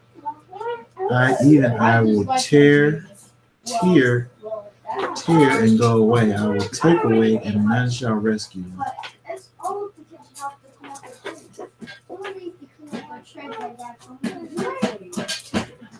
So you saying what about that? Then? Well, I just found it interesting how it was they compared Ephraim and Judah, which type of lion that they would get. Like a young lion is, I want to say, harmless. Wouldn't do as much damage as a bigger lion. Okay, I'm trying to see what you're saying. And I'm just kind of wondering. As a young lion to the house of Judah. Yeah, I mean, because they was carried away first, and they got split up and jacked up, and we, Judah was the last one to fall. I don't know. I just thought that was interesting. And then when you go to verse 8, or chapter 8, verse 8, it says, Israel is swallowed up. Now shall they be among the Gentiles as a vessel wherein is no pleasure. So yeah, they got swallowed up. The Gentiles grabbed them up. You know what I'm saying? And yeah. So if we look at all of those things, a case can be made for the omission of Ephraim from the list. Now, so if we saying that, I know there's so many. I'm just saying a case can be made. I don't know what I'm saying necessarily, but a case can be made against. I mean, for the reasoning behind the omission of Ephraim from the list. Just specifically using his name, right? But then we could just go back to you and say, well, Ephraim's from Joseph, so there he is right there. Yeah, that's what I'm saying. Like, and I can't say that you're wrong. I can't say that you're wrong because I don't know. Yeah. But I'm just saying a case could be made for. I don't know if you haven't made a case for Ephraim being included in Joseph. I don't know what your case may be. Because that was one of his sons, and only one, and the Manasseh missed it. So it's like Joseph, he didn't have no other sons. So who is it referring to if Manasseh's already there? So now, what's saying, interesting. So you saying Ephraim is really here? But if it's not just not named. But if you think about it, you pseudo name that put in there. But when you think about like lineages, like Abraham, Isaac, and Jacob, they've had multiple sons that were not included. You know, like Ishmael wasn't included in that lineage, and Esau's not included in that lineage. So if we talk about the Elohim of Abraham necessarily, we're not necessarily including Ishmael in that necessarily just because of father's name. Your wife's arguing. Well, but you got who was the covenant made to them. We're talking about the covenant now. Of course, we're talking about the chosen who was the covenant was made with, whose father. So, and the line that was chosen. So you got to start with Jacob down. So Isaac down. it was Abraham. So then he said Isaac, that name, you know. So that they don't matter. You gotta go with the covenant. That's what we talking about. I know, but I'm just making the point that his name is that. Well, yeah, I guess that's But then again, because he said he made a covenant with. Yeah, so those other people ain't gonna be called. That's true. We going with the tribe of Israel now, but I just can't get past. I can't get past that Joseph is on there and he has and his other son's on there. Yeah, so it has to be. Yeah, it's just like maybe the name just was forgotten. Well, the name got blotted out, but it's just a pseudo reference for that person. Right, because when I see Joseph, I immediately like Junior or something. When I see Joseph, I immediately think of Manasseh. Jonathan's side then? I believe I am, yes. Oh, so you're saying because you have Joseph there, Ephraim's included. Yeah. So we thinking too much, there's no reason to exclude Ephraim because Joseph is there. Yeah. But I think that maybe the punishment is just that his name isn't mentioned. He just didn't get his name. His namesake didn't get on there, but the people got on there. You know what I mean? Yeah. His name didn't get on there, but the people got on there. That was his name is stricken from the record, but name got stricken. But the tribe of Joseph is. Yeah, and he just put Joseph on there because Joseph was better. He was without that wrinkle. There was someone on here gave two scriptures. That's staying. Yeah, someone gave two scriptures. Hosea, since he was there already, 12 verse 14. Ephraim has provoked to bitter anger. So his Lord will leave his blood guilt on him and bring back his reproach to him. What was that? That was Hosea chapter 12, verse 14. 12:14. Right, so still that's talking about Ephraim. Right, so again, my whole thing is that when we look at these things that say it against Ephraim, is it dealing with Ephraim, the tribe specifically, or the whole 10 tribes? Because we can look and see where we have these verses where it's coming against the name Ephraim. Yeah. But who is that referring to? Everybody, or just the ruling body? So I mean, we could potentially say that that stain. What that say? Provoked him to anger bitterly. Therefore, shall he leave his blood upon him, and as a result, his name ain't gonna be here, but he's still gonna be counted. Potentially. Could be. Yeah, because even Hosea 14:1 says, "Oh, Israel, return unto the Lord thy God, for thou hast fallen for thy iniquity." And once again, that's a clear distinction that is the 10. The whole group. Right. The whole group. Except for. Oh, okay. Well, let's talk about Dan then, right? So Dan, let's see what we got against Dan. Well, what do we have against Dan? Why Dan ain't in there? What did he do? What did Dan do? Let's see what some of these Dan things we got. Let me see. We look at. I just know he was there and then he wasn't.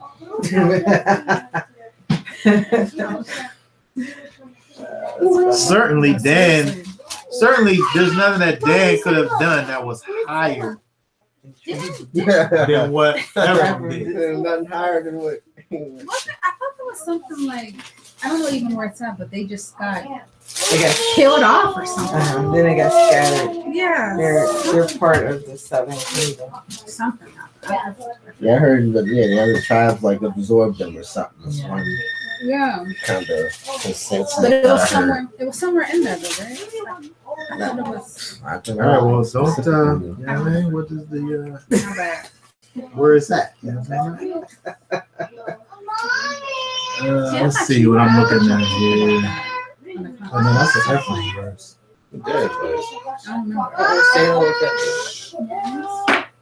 If we look at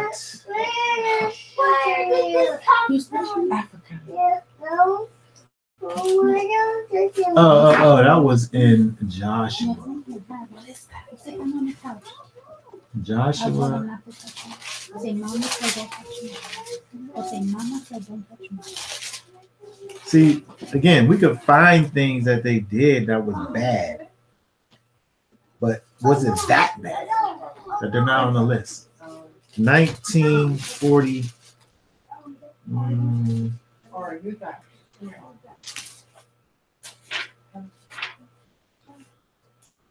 Well, it talks about the inheritance of Dan in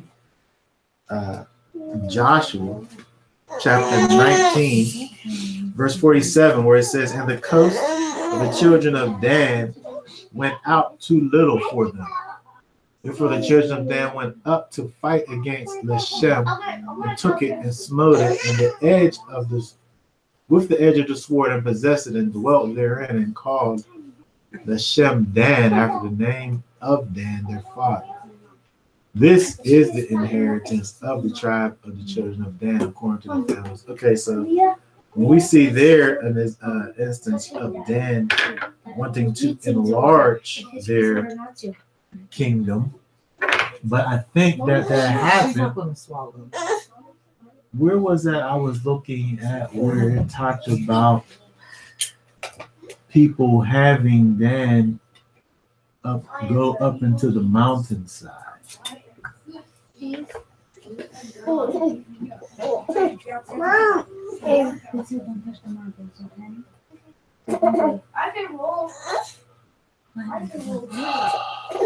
I didn't write it down. I can tell you probably if I look it up. It said mountainside or mountain. I think it said mountainside. Where there was a people that came, I think it was the Amorites, chased Dan into the mountainside, which was a reason why that their land that they had wasn't big enough, because it didn't keep them far enough away from the people that was trying to. That's Deuteronomy 1 chapter, verse 44. Chapter 1, verse 44.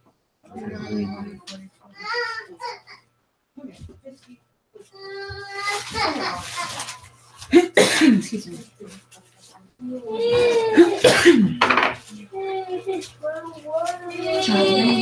Deuteronomy 1 verse.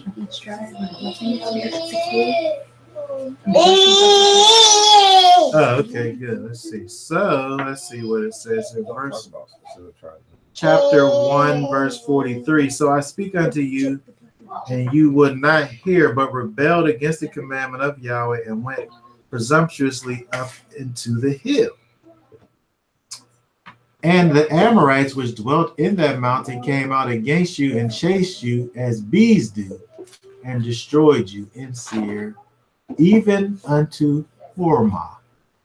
And you returned and wept before Yahweh, but Yahweh would not hearken to your voice, nor give ear unto you.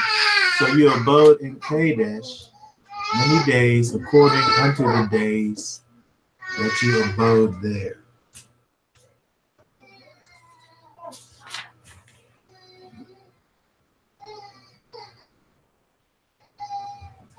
So again, that's just an instance that's dealing with something that doesn't seem as if a moment or an event of faithlessness doesn't seem to justify a total omission of, from the list. When we look back at Genesis and Bereshit 49, 16, and 17, where we see the words, the parting words that's put on Dan specifically. Yeah, I'm right there too.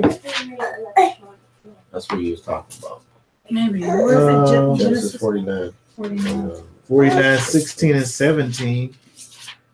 Dan shall judge the people as one of the tribes of Israel. Dan definitely had judged. Some judges came from the tribe of Dan. Dan shall be a serpent by the way, and an adder in the path that bites the horse's heel, so that his rider shall fall backwards. So when you think about that, it could be saying a good thing or a bad thing. If you think about it in a positive sense, Dan potentially, could be that one that could take down the warriors and their horses and their chariots. You know what I mean? Of the enemies. But why would it refer to Dan? Well, I'm saying that in the positive sense. If we're talking about dealing for Israel.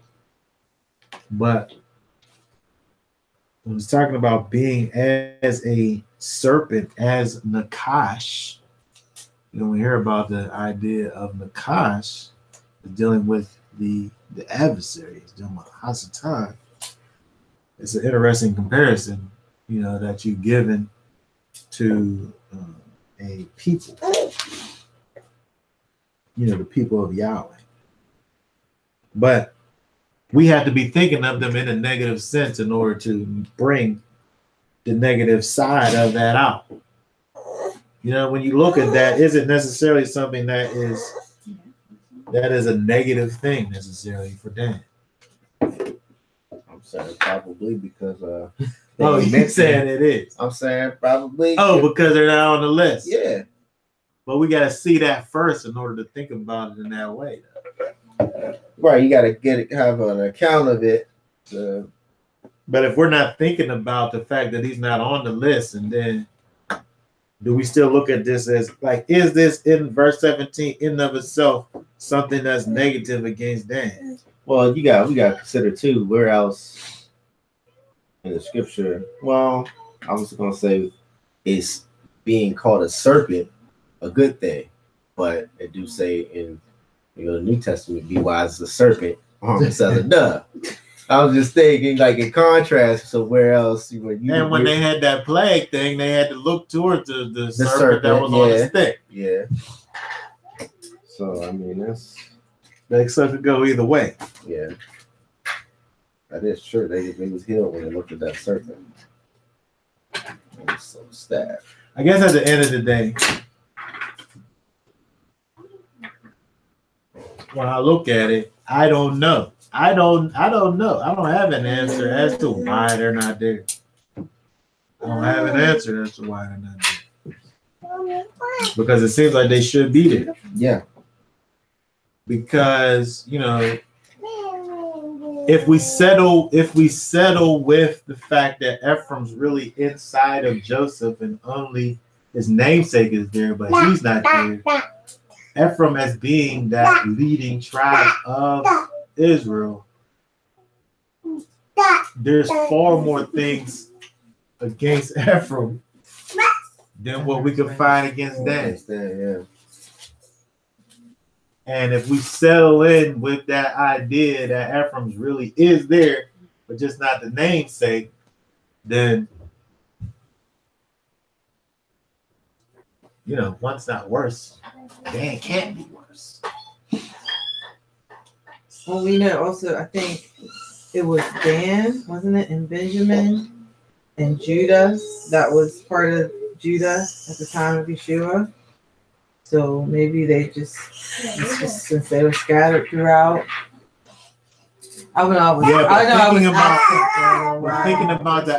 Thinking about Dan as being maybe a lesser tribe that was scattered amongst the other tribes. They still had identity though. When we think about the idea of what the new covenant is, regathering the scattered of Israel, why can't he regather them just because maybe they were potentially the ones that was scattered more and more so than the other tribe? It seems as if it would be more miraculous If they were the first ones to be totally dispersed and been totally unrecognizable, that it would seem as if it would be greater if they was there as opposed to them not there. But just to say they was gone so early that there was no return for them necessarily. Let me see what Deuteronomy 33 says.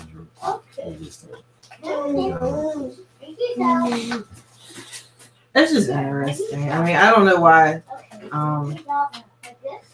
tribes get left off here and there. Like,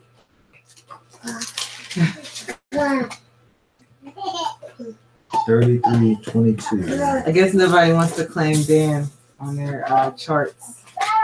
That is so. I was just thinking. Oh, that's just Dan. I was Is a lion's whelp. That's all I'm saying. We're talking about the 12 tribe chart. Yeah, I'm not even playing. I don't understand. I was just about to be like, I don't are know they what- on there? What they got on? What they got them on? I'll tell you. Are they- I'll tell you. Are they on 12 there? tribe chart. Dan's not on there. What? Joseph is Ephraim. Are you talking about on the 12 tribe chart? Yeah. Dan's not on there. No. So nobody wanted to be Dan. I just think that's interesting in itself. Yeah, Dan's not on there. No, it's not on there. Because for them to be on there, you gotta combine Joseph and Manasseh. Or yeah, you gotta for Ephraim and Manasseh to go to Joseph. Then you can add Dan for the B12 tribe. So on the so you're saying on the 12 tribes chart, it's There also isn't. Joseph. Well, There's no you know what? Ephraim? I'll take that back because there's multiple versions. No, they split. It's split Ephraim and Manasseh, separate tribes. But there are charts That have- with Dan. And who they saying that Dan is? That's what I you were saying. forget. It's been a while since I You can Google it. I'm pretty sure. I it's on the think tribes chart. CC got it. I think they got But most of these don't have Dan on it. Really? Nobody don't want Dan. it. Nobody know what? Even though there's more to blame, Ephraim gets more to blame. There's more things we could put on Ephraim. Dan's not mentioned nowhere in the New Testament. Well, you were just saying. I thought. Oh wait, there is the one lady or was it the man that was from a tribe of Dan? I'll tell you where it is. I have my blue letter Bible was over here. Because I have like too many Bibles When was the going last on. time Dan referenced things? There was one person that was from Dan. Like Dan as like a nation, too. I don't have my I wrote phone. can. I would answer them. Okay. So why are you doing that?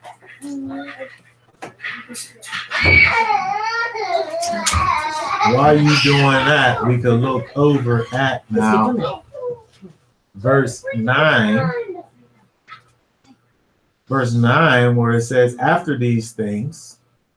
So we're just selling the fact that we don't necessarily know exactly why Dan and Ephraim are removed. But really, and then Ephraim, you know, some people might say that he's incorporated in Joseph. So he's really there, but just his namesake is gone. But Dan is nowhere to be found. Now, I had somebody say to me, and I don't know where they got this from, talking about potentially the Adamite coming from the tribe of Dan. Who's coming? But I don't know where he got it The or what? why he said it. So the The Adamite, animal side, the anti. yeah, Okay, coming from the tribe of Dan. because probably the serpent. But I don't know why they were saying it, and I didn't give time to I might be wrong about get about into that. it. I think John is right. That isn't a Dan. Because it became that lady extinct. from? A lot of the She's from Benjamin. you look at the commentators, some of them tried to talk about the idea of Dan, becoming extinct. But in my mind, I'm saying, I said already, I'm saying, you know, what better way to show the power of this whole idea of the regathering, but to be able to reassemble this tribe that was scattered the most. That's my thoughts on the matter. But at the end of the day, when we look at the list, he ain't there. Right? So if we go down to verse 9, where it says, after these things I looked, and behold, a great multitude which no one could count, from every nation and all tribes and peoples and tongues, standing before the throne and before the Lamb, clothed in white robes, palm branches were in their hands. And they cried out with a loud voice, salvation to our Elohim who sits on the throne and to the Lamb. Okay, so we see how when we look back at this number, at this named number of Israel, 144,000. If you say that as a literal number and not symbolic, you're dealing with the idea that you have this specific number of Israel that would be sealed with the sign, with the mark, with the stamp of Yahweh. And then apart from them, we have this unknowable number of folks that were from every tribe and every nation and peoples and tongues. So we have these other people that were able to, at very least, were able to say who these people are, that they were those that were, verse 13, where it says, then one of the elders, hold on, first, where somebody asked who they are, right? And say to me, oh, these who are clothed in white robes, who are they? And where they come from? And I said unto them, my Lord, you know. And he said to me, these are the ones who came out of the great tribulation, and they were washed, and they have washed their robes and made them white in the blood of the Lamb. So these folks were believers in Yeshua, followers of Yeshua, who were washed by the blood of the Lamb. You think about the idea of people having these white robes. We look over at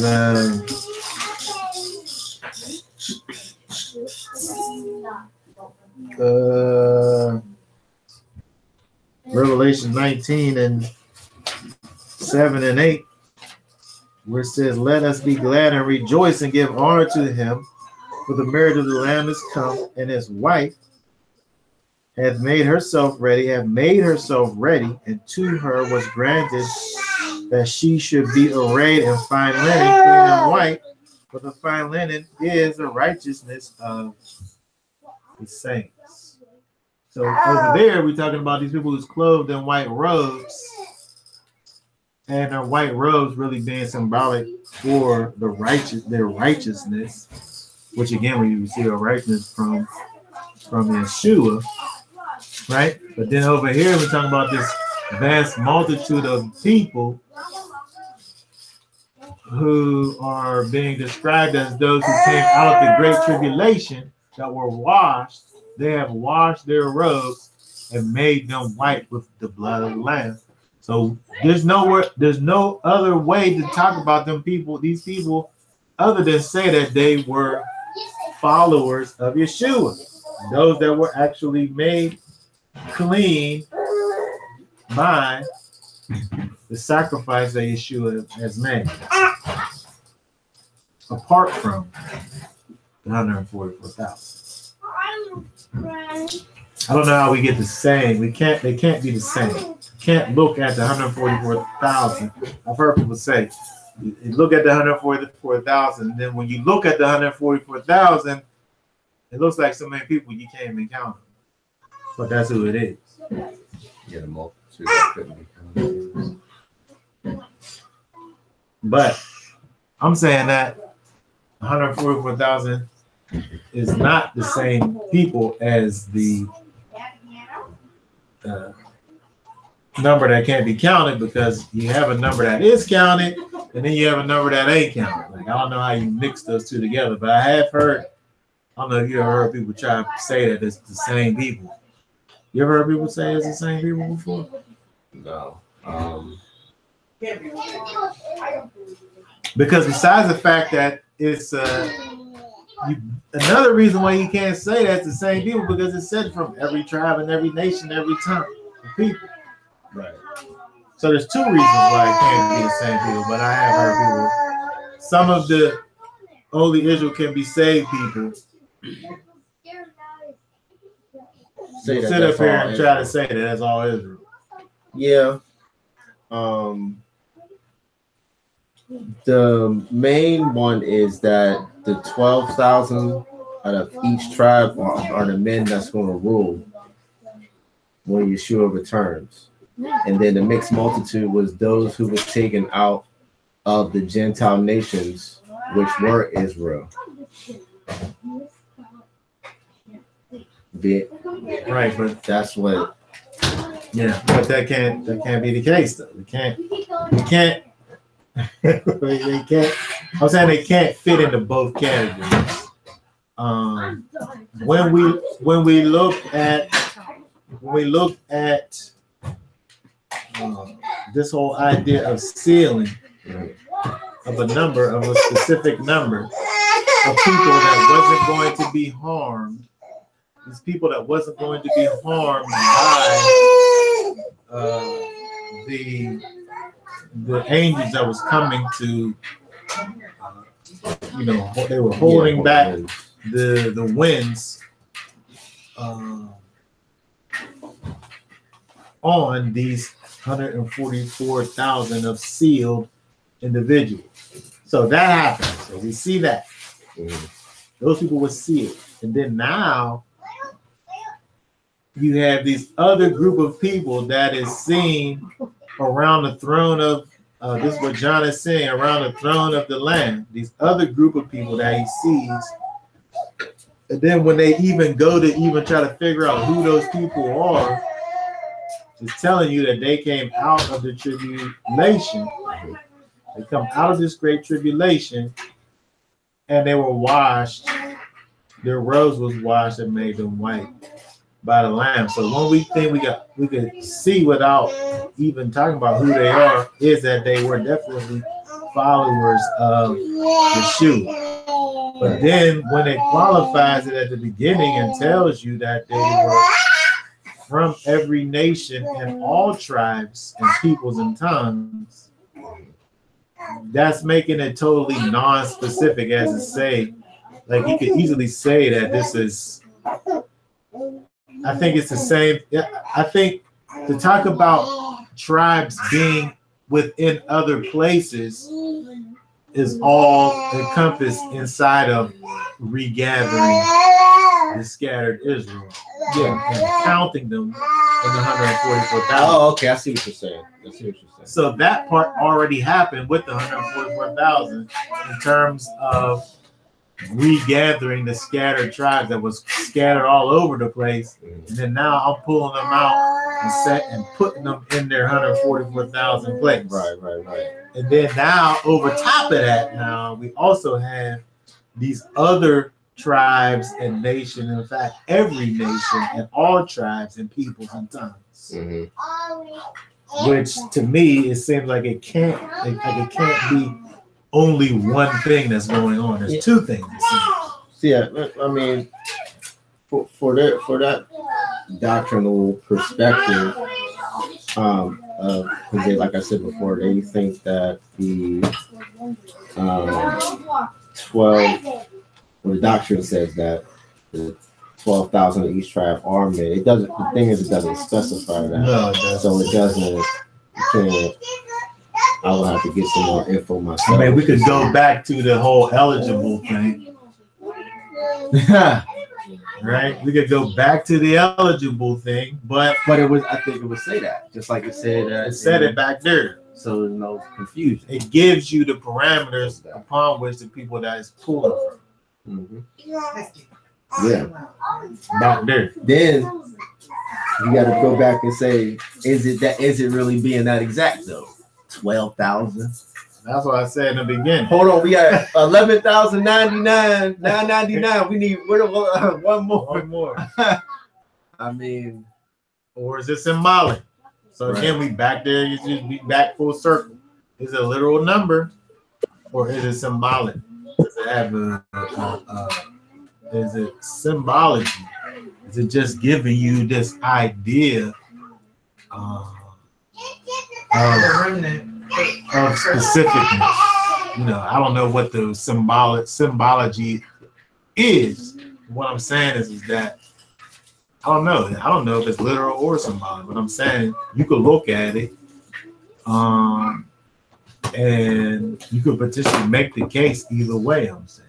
Yeah. But what I would say, whether it is symbolic or literal, there's that going on. There's the gathering of the physical, actual lineage of Abraham, Isaac, and Jacob. Jacob's literal, actual seed, the gathering of them going on. Whether you say it's 144,000 or 144,000 represents some idea.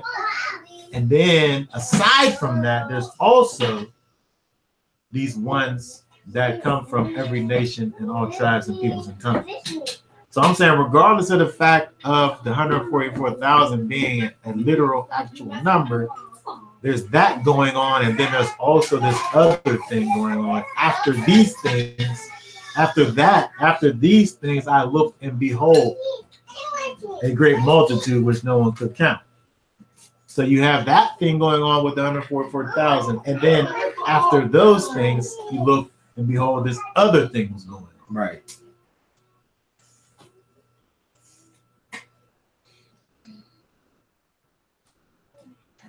Yeah, those that heard the word and converted and right did the thing. I mean, that's plain. That's those other people. Yeah. That's what it says. So we definitely have some mysteries here. Some mysteries have been put on the table.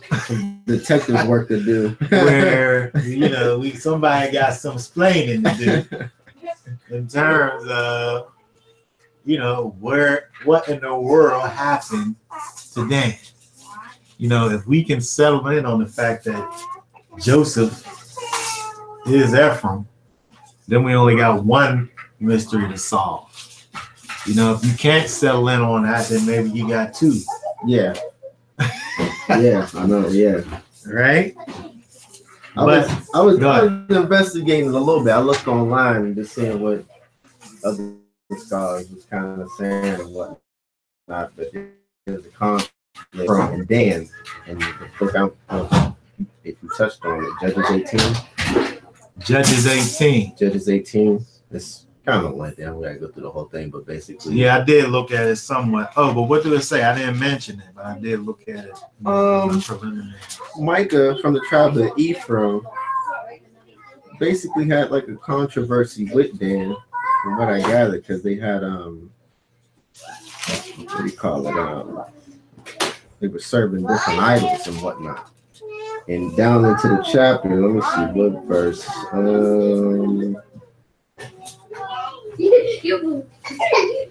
Verse 22. And when they were a good way from the house of Micah, the men that were in the houses near Micah's house were gathered together and overtook the children of Dan. And they cried unto the children of Dan, and they turned their faces unto Micah with a line, what a line thee that thou comest in such company. And basically going down, let me see, jump real quick. I said here. No, verse 26, and the children of Dan went their way, and when Micah saw that they were too strong for him, he turned and went back unto his house, and they took the things which Micah had made of the priests. He had come to Laish unto the people that were quiet and secure, and they smote them with the edge of the sword, and they burnt the city with fire. And there was no deliverer, because it was far from Sidon, and they had no business with any man. And it was in the valley that lieth by Bethel. And they built the city and dwelt therein, and they called the name of the city Dan. After Dan their father, who was born in Israel, howbeit the name of the city was Shesh. And the children of Dan set up the graven image. And Jonathan and Gershom, the son of Manasseh, he and his sons were the priests of the tribe of Dan until the day of the captivity in the land.